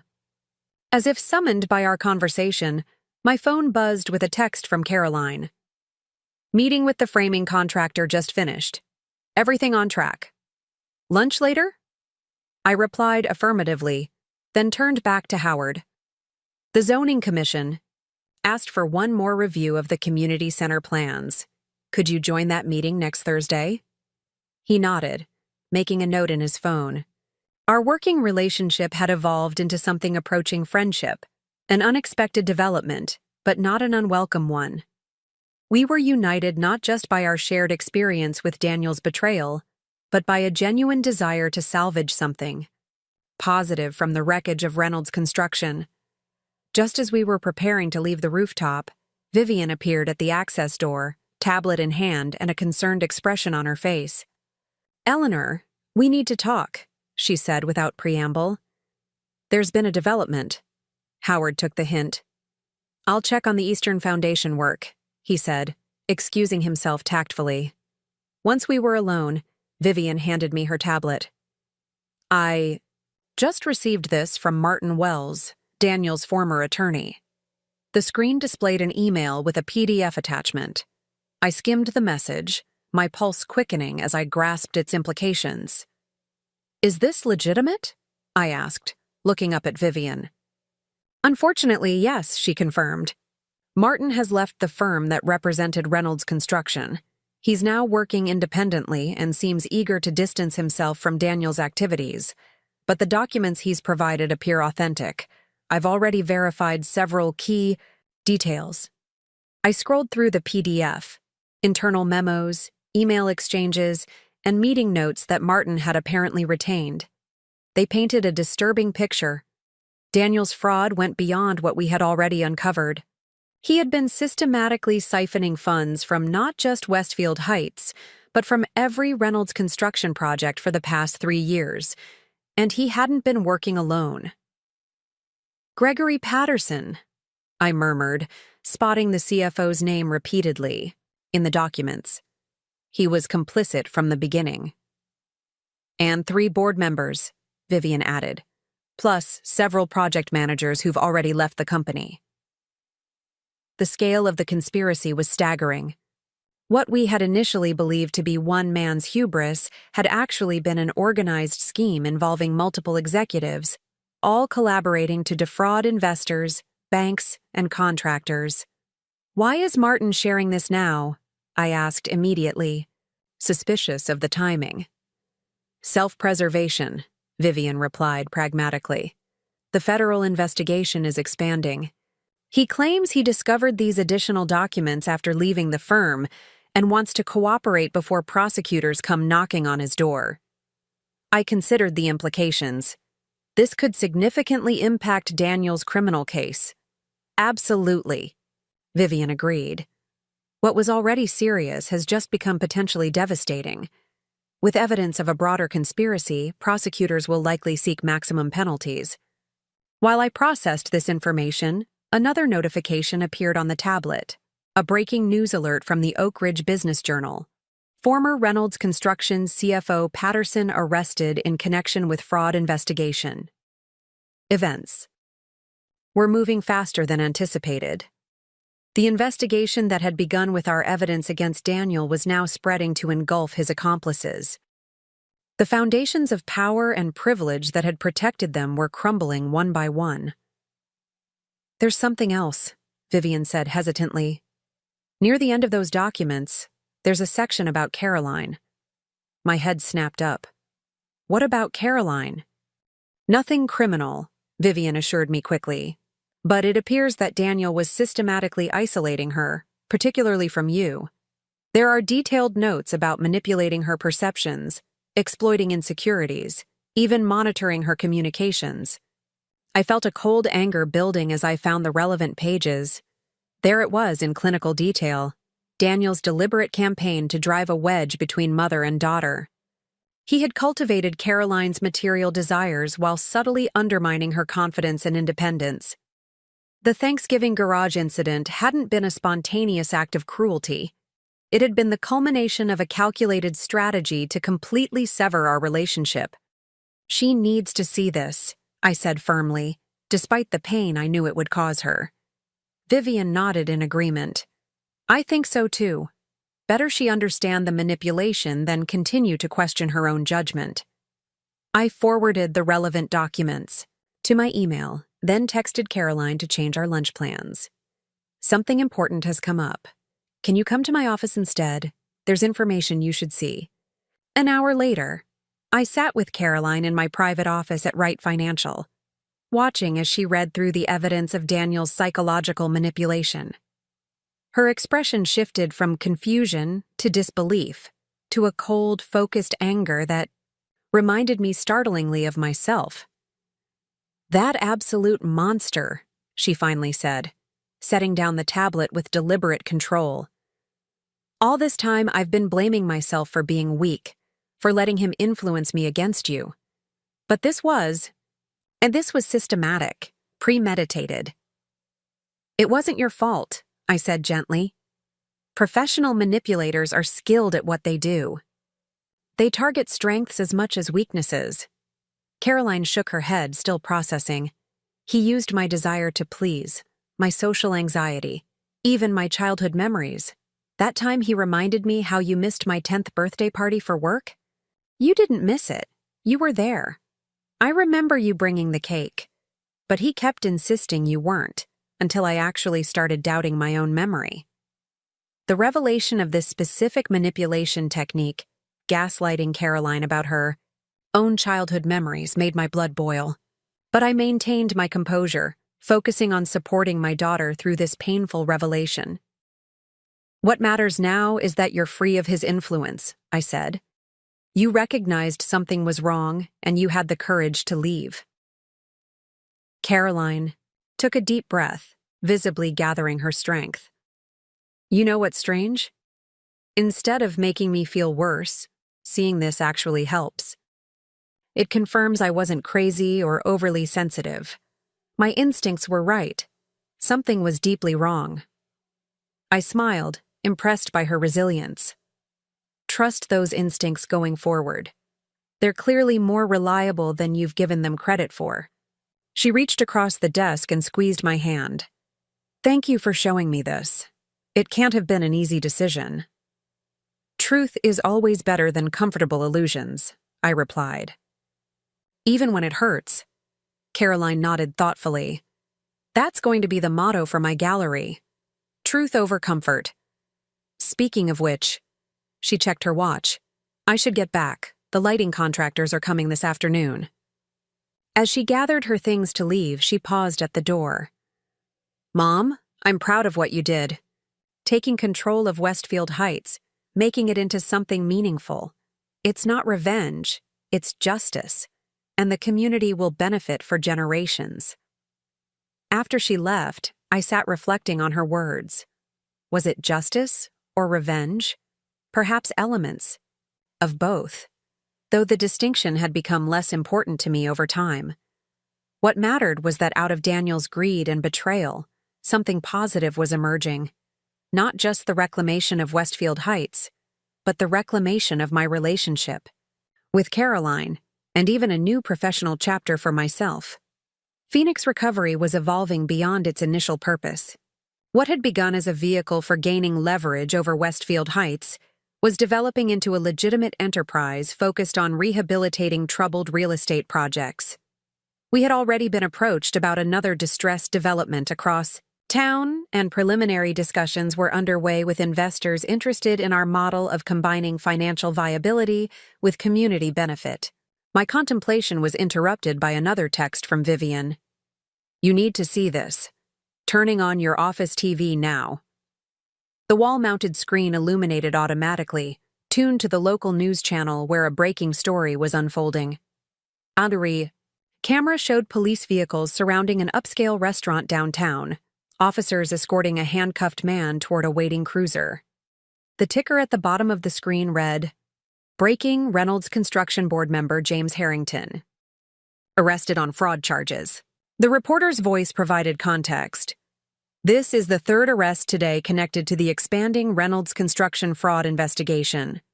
Sources close to the investigation indicate that former CEO Daniel Reynolds may have been the architect of the scheme, but it required participation from numerous company executives to execute." I watched with a strange detachment as another domino fell. The Reynolds empire was collapsing completely, with each new arrest further validating our actions. What had initially appeared to be one man's malfeasance was revealing itself as a culture of corruption that had infected the entire corporate structure. My office phone rang. Howard, calling from the construction site. "Are you watching the news?" he asked without preamble. "Yes," I confirmed. "Harrington was on your board for what, 15 years? 18, Howard replied heavily. "I trusted him completely. He was a pallbearer at my wife's funeral." A pause. "I should have seen it, Eleanor. The signs were there if I'd been willing to look." "We all have blind spots when it comes to people we trust," I said, thinking of how long I'd allowed Caroline to drift away under Daniel's influence. "The reporters are starting to gather at Westfield Heights," Howard continued. "They want statements about how the project is continuing despite the scandal. Would you be willing to join me for a brief press conference? I think it would send a powerful message, the two of us standing together, moving forward despite what Daniel tried to destroy." I considered the request. Normally, I preferred to operate behind the scenes, letting financial results speak for themselves. But this situation was different. The Westfield Heights revival wasn't just a business transaction. It had become a symbol of recovery and renewal for the entire community. All right, I agreed. But let's focus on the future, not the past. The development, not the scandal. Absolutely, Howard concurred. 2:00 at the main entrance? I confirmed the time, then hung up, immediately beginning mental preparations for the impromptu press conference. As I jotted down talking points, my private line rang again, a number I didn't recognize. Eleanor Wright, I answered professionally. Ms. Wright, this is Assistant District Attorney Melissa Chen. I apologize for calling unexpectedly, but developments in the Reynolds construction case are moving quickly. I sat up straighter. I understand. How can I help you? We've received a request from Daniel Reynolds' new defense team. They're seeking a plea agreement, and as part of their proposal, Mr. Reynolds has offered to provide complete cooperation and testimony against his co-conspirators. This was unexpected. Daniel had maintained his innocence throughout, blaming others and circumstances for his predicament. A complete reversal suggested desperation. I see, I replied neutrally. And you're calling me because any potential plea agreement would include restitution provisions, the ADA explained. As the controlling entity for Westfield Heights and a significant creditor through Phoenix Recovery, you would need to be consulted regarding those provisions. I processed this information carefully. What exactly is he offering? Full disclosure of all financial improprieties, testimony against other executives, and cooperation in recovering hidden assets, she replied. In exchange, they're asking for consideration during sentencing. And what would that consideration entail? I asked, my tone cooling slightly. That's still being negotiated, the ADA admitted. But realistically, even with a favorable plea deal, Mr. Reynolds is looking at significant prison time. The evidence against him is overwhelming, particularly with these new revelations about the broader conspiracy. I considered my response carefully. On one hand, Daniel's cooperation could help recover more stolen funds and ensure his accomplices also face justice. On the other hand, the idea of him receiving any leniency, any reduction in consequences, struck me as fundamentally unjust given the deliberate nature of his actions. I appreciate you consulting me, Ms. Chen, I said finally. But I trust the district attorney's office to make appropriate decisions regarding plea arrangements. My primary concern is the Westfield Heights project, and ensuring it becomes what it always should have been, an asset to the community rather than a monument to greed. I understand, she replied. But there is one other element of his proposed deal that directly concerns you. She paused meaningfully.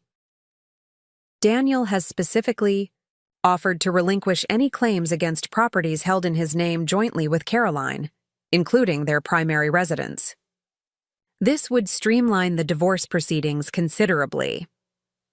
This was clearly intended as an incentive for me to support a plea arrangement. By simplifying Caroline's divorce and financial separation, Daniel was attempting to leverage my maternal instincts.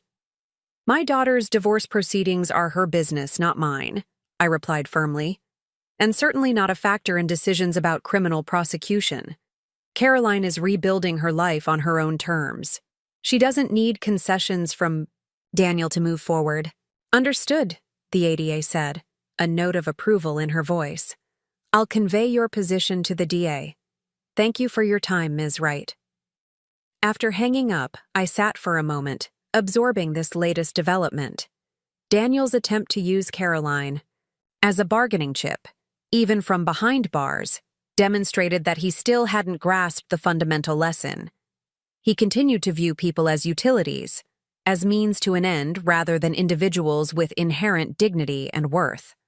I arrived at Westfield Heights precisely at 1:45, parking in the newly established construction management area. Media vans were already positioned near the entrance, reporters doing preliminary stand-ups with the development as a backdrop. Howard was waiting in the site office, looking uncharacteristically nervous. "I haven't done a press conference since before my stroke," he admitted as I joined him. "Not sure I remember how." "Just speak honestly," I advised. "That's all people really want to hear, especially after all the deception that's been uncovered." He nodded, straightening his tie. "I've been thinking about what to say. About Daniel. About the company I built that he corrupted." "Remember what we agreed," I cautioned. "Focus on the future, not the past." "Some aspects of the past need addressing," he insisted gently. "For my own peace of mind, if nothing else." Before I could respond, the site manager informed us that the press was assembled and ready. Howard and I walked together to the podium that had been hastily set up at the entrance to what would eventually be the Westfield Heights Central Plaza. About 24 reporters and cameramen had gathered, their equipment aimed at the podium. The audience had grown beyond just business journalists to include representatives from major networks and publications, a testament to how the Reynolds construction scandal had captured public attention. Howard stepped up first, adjusting the microphone with a steady hand. "Good afternoon," he began, his voice stronger than I had expected. "For those who don't know me, I'm Howard Reynolds, founder of Reynolds Construction, and now a consultant on the Westfield Heights project. I want to thank you all for coming today." He paused, surveying the crowd with the practiced eye of someone who had spent decades in the public eye before his illness. "Many of you have been covering the ongoing investigation into financial improprieties at Reynolds Construction.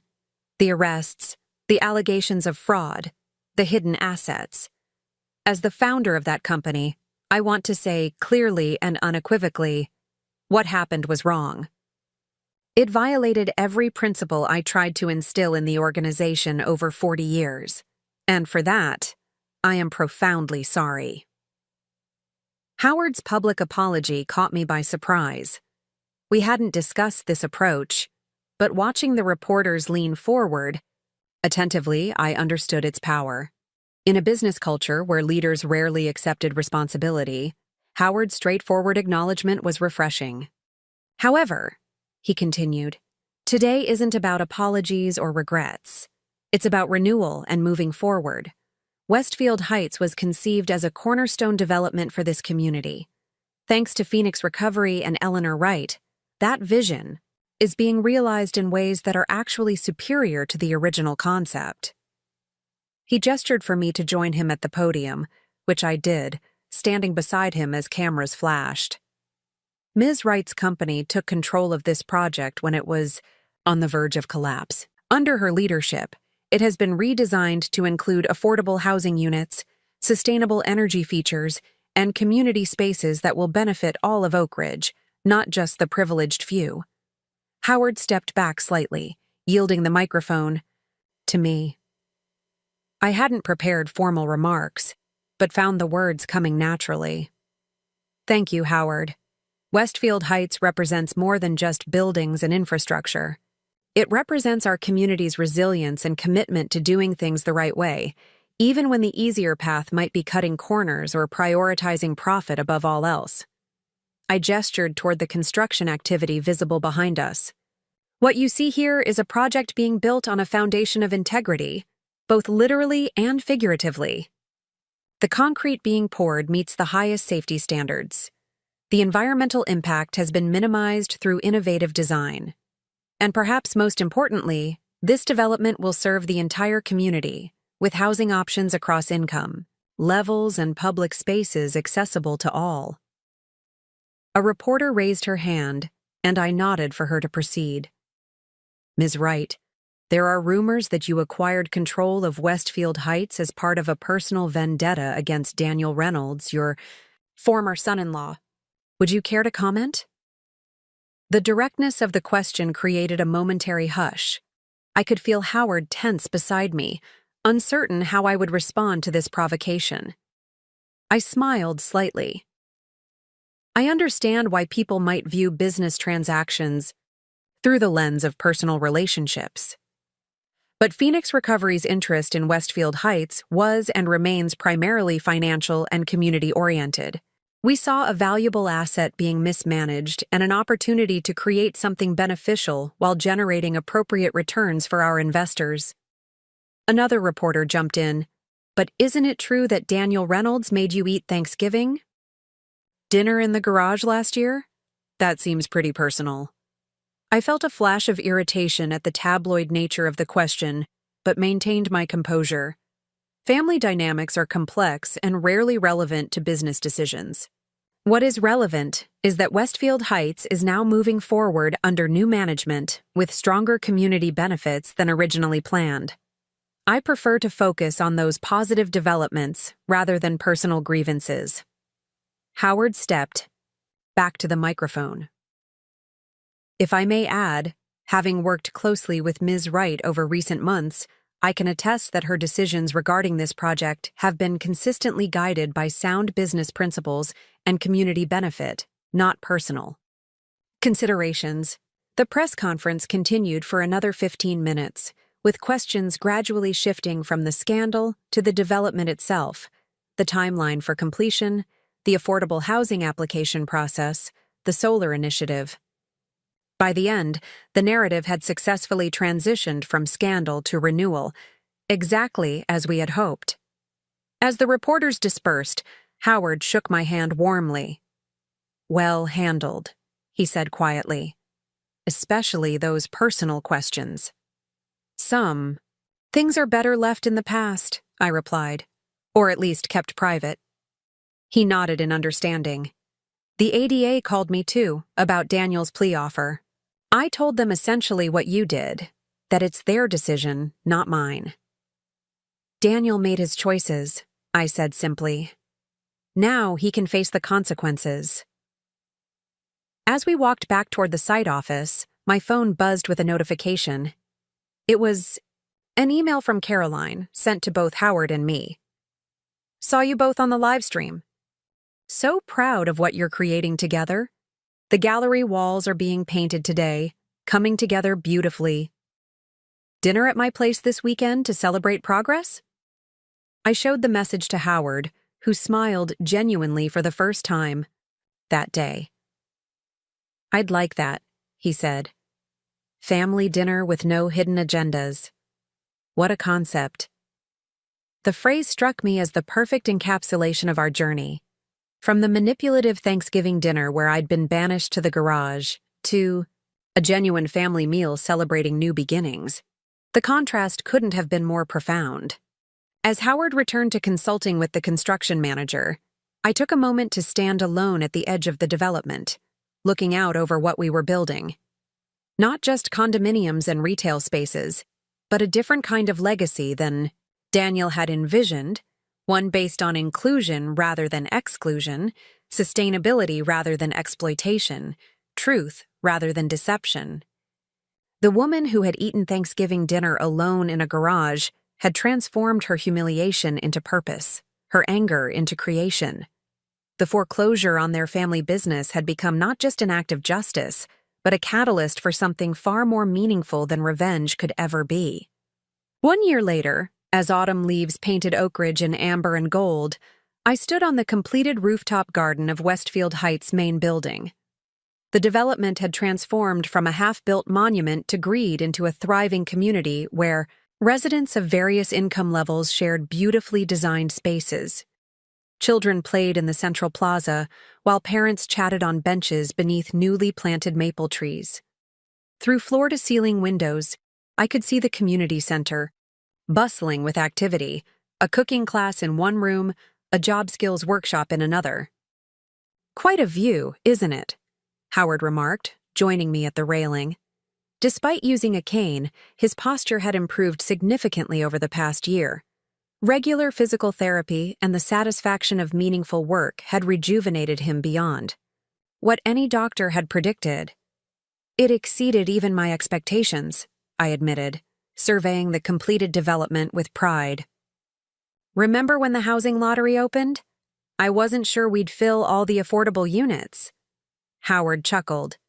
"Now we have a waiting list 300 names long." The affordable housing component, initially met with skepticism by investors, had become Westfield Heights' most acclaimed feature. By integrating varied housing options throughout the development rather than segregating them, we'd created a genuinely mixed community where teachers lived alongside doctors, retail workers alongside tech professionals.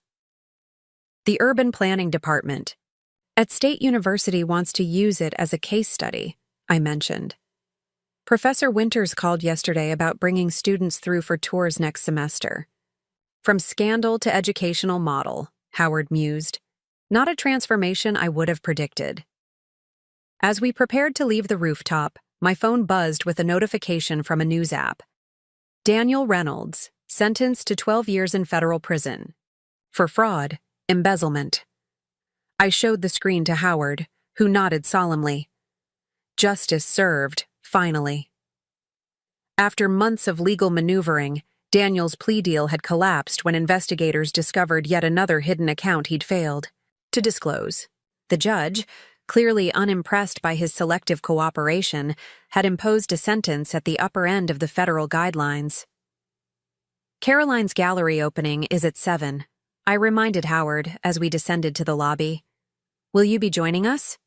Wouldn't miss it, he confirmed. I've already arranged a car service.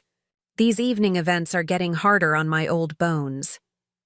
I smiled at his self-deprecation. At 72, Howard had earned the right to occasional complaints, though he rarely indulged in them. Instead, he had channeled his energy into mentoring young architects and developers working on Phoenix Recovery's growing portfolio of projects.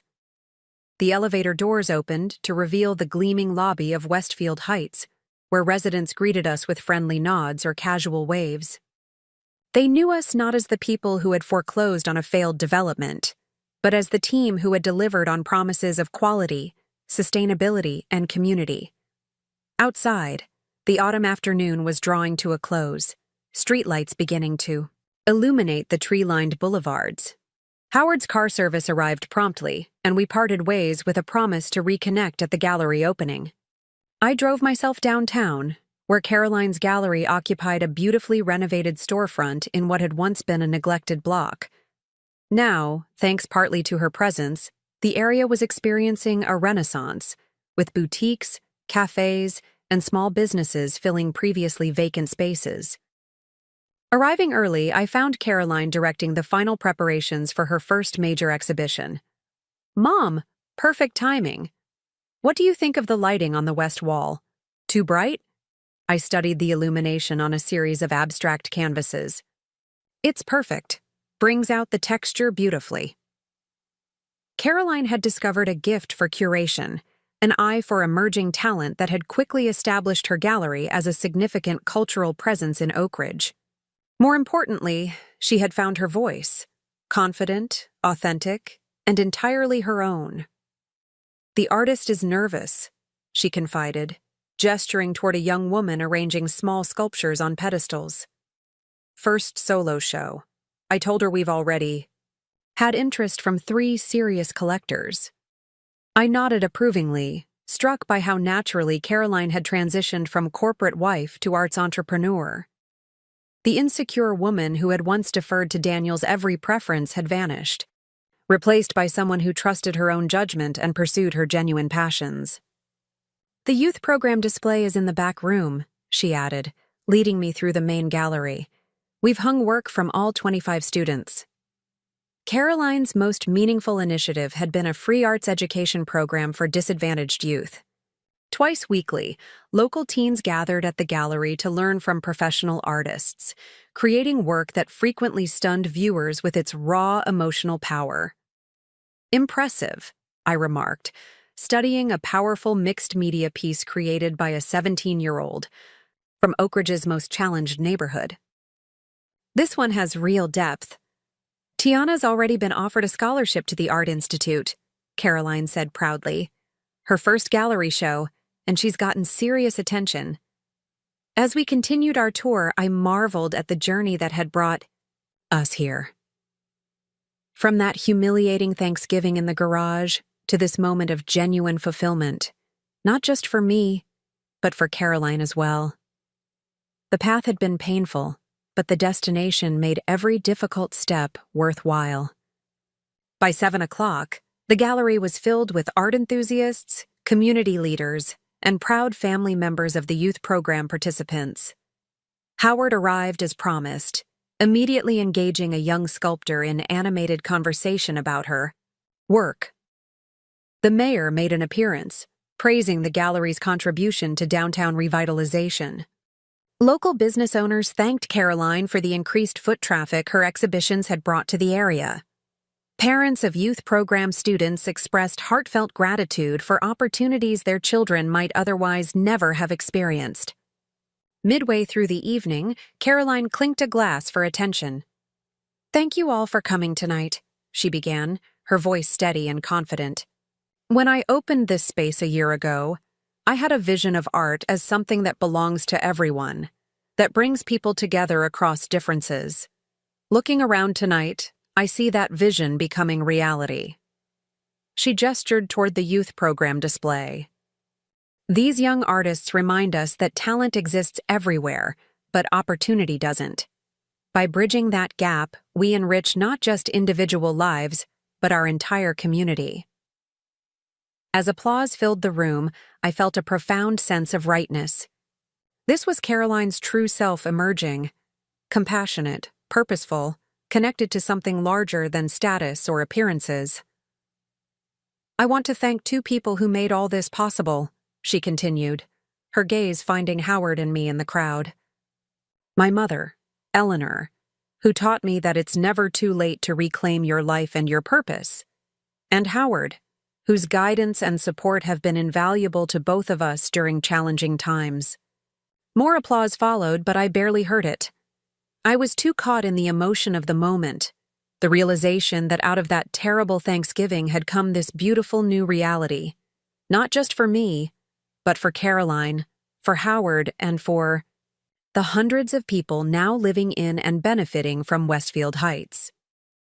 After the formal program concluded, guests lingered, examining artwork and engaging in animated conversations throughout the gallery.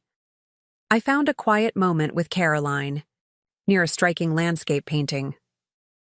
"I heard about Daniel's sentencing," she said softly. 12 years. I nodded, watching her face carefully for signs of distress. "How do you feel about it?" She considered the question thoughtfully. "Relieved, mostly. That chapter is truly closed now." She paused, tracing the frame of the painting with her fingertip. "You know, I've been thinking about the garage dinner a lot lately." "Have you?" I asked, surprised by the reference to a memory she typically avoided.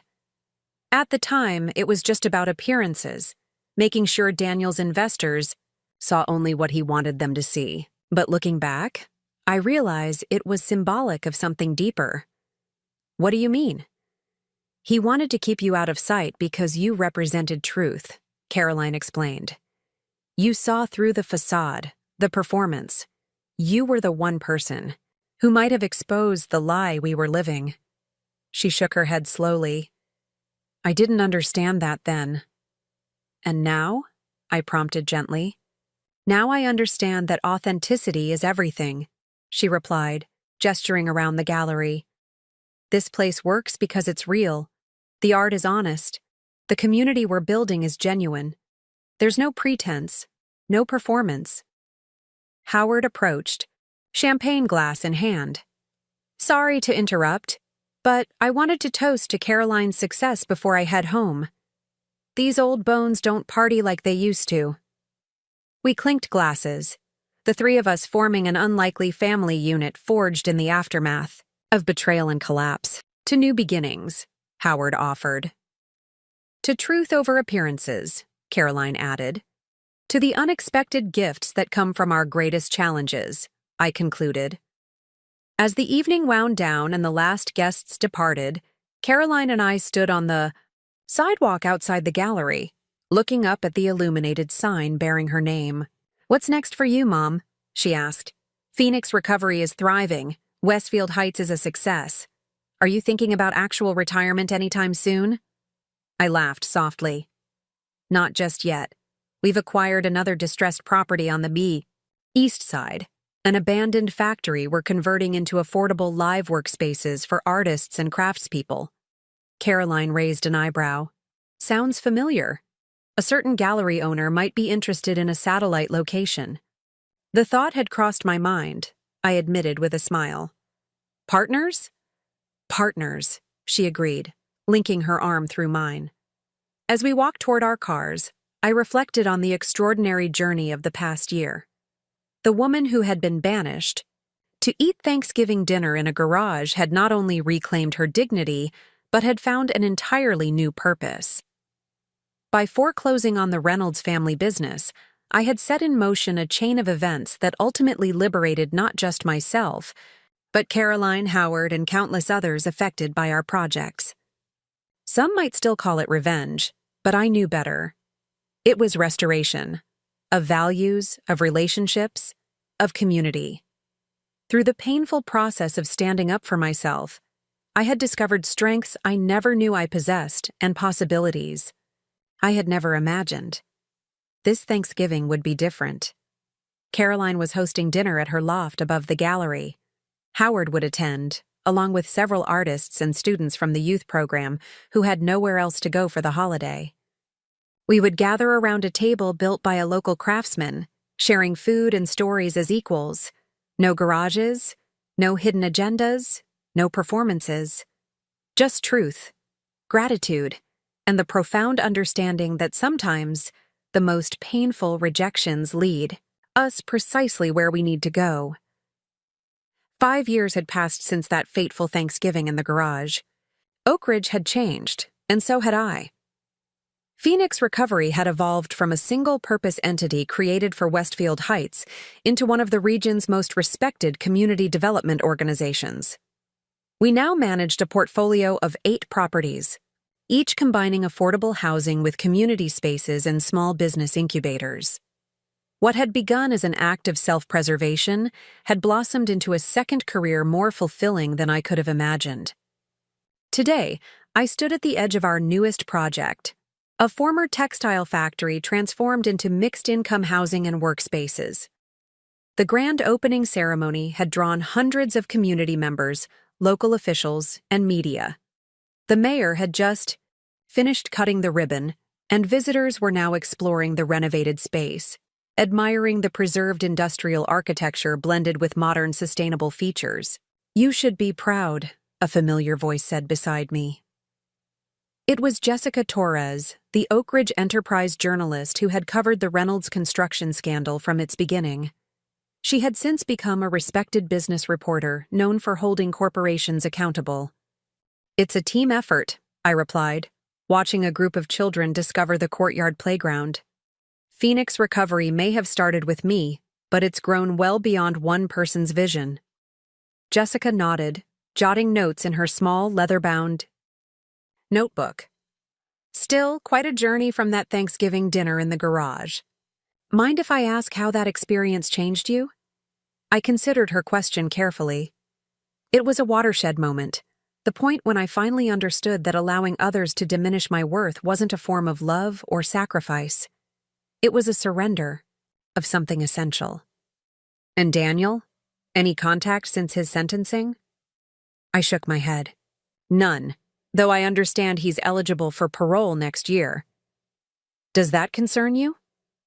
"Not anymore," I replied honestly. The person I was then, the one he could manipulate and dismiss, doesn't exist anymore. As Jessica continued her interview, I spotted Caroline across the courtyard, leading a tour for potential retail tenants interested in the ground floor commercial spaces. At 38, my daughter had grown into a formidable businesswoman while maintaining the artistic sensibility that had first drawn her to gallery work. Her downtown space had expanded to 3 locations, each specializing in different art forms and community programs. The divorce from Daniel had been finalized years ago, and with it, Caroline had reclaimed not just her maiden name, but her authentic self. She had recently started dating again, cautiously, thoughtfully, a composer who taught music in underprivileged schools. Unlike Daniel, He valued Caroline for her mind and heart, rather than her appearance or social connections. After finishing, with Jessica, I made my way through the building, greeting community partners and residents who would soon move into the affordable units. Among the crowd, I spotted Howard, now using a motorized wheelchair but still sharp as ever at 77. He was deep in conversation with two architecture students interning with Phoenix Recovery, gesturing animatedly as he explained some design principle. Howard caught my eye and motioned me over. "Eleanor, these young people didn't believe that the community garden was my suggestion," he said with mock indignation. "Tell them I occasionally have good ideas." I laughed, playing along. Once every decade or so, he gets it right. The students grinned, clearly charmed by the banter between us. Over the years, Howard and I had developed a friendship that surprised us both, born from shared trauma, but sustained by mutual respect and complementary skills. Though he had no official role at Phoenix Recovery, he remained a valued advisor and mentor to our expanding team. "They're going to help with the vertical garden installation next week," Howard explained. "I've been sharing some of the lessons we learned at Westfield Heights." The mention of Westfield Heights brought a smile to my face. Our first major project had become something of a legend in urban planning circles, a case study in how to transform a troubled development into a thriving community. Property values had stabilized at sustainable levels, businesses in the commercial spaces were flourishing, and the community center hosted everything from job fairs to citizenship classes. As the afternoon wore on, I found a quiet moment to step away from the crowds and reflect. 5 years ago, when I had sat alone in that cold garage with a plate of lukewarm turkey, I could never have predicted this outcome. The humiliation and betrayal had seemed like an ending, the final severing of family bonds I had spent decades nurturing. Instead, it had been a beginning. The garage incident had awakened something dormant inside me, a fierce determination not just to survive, but to thrive on my own terms. In foreclosing on the Reynolds family business, I hadn't simply enacted revenge.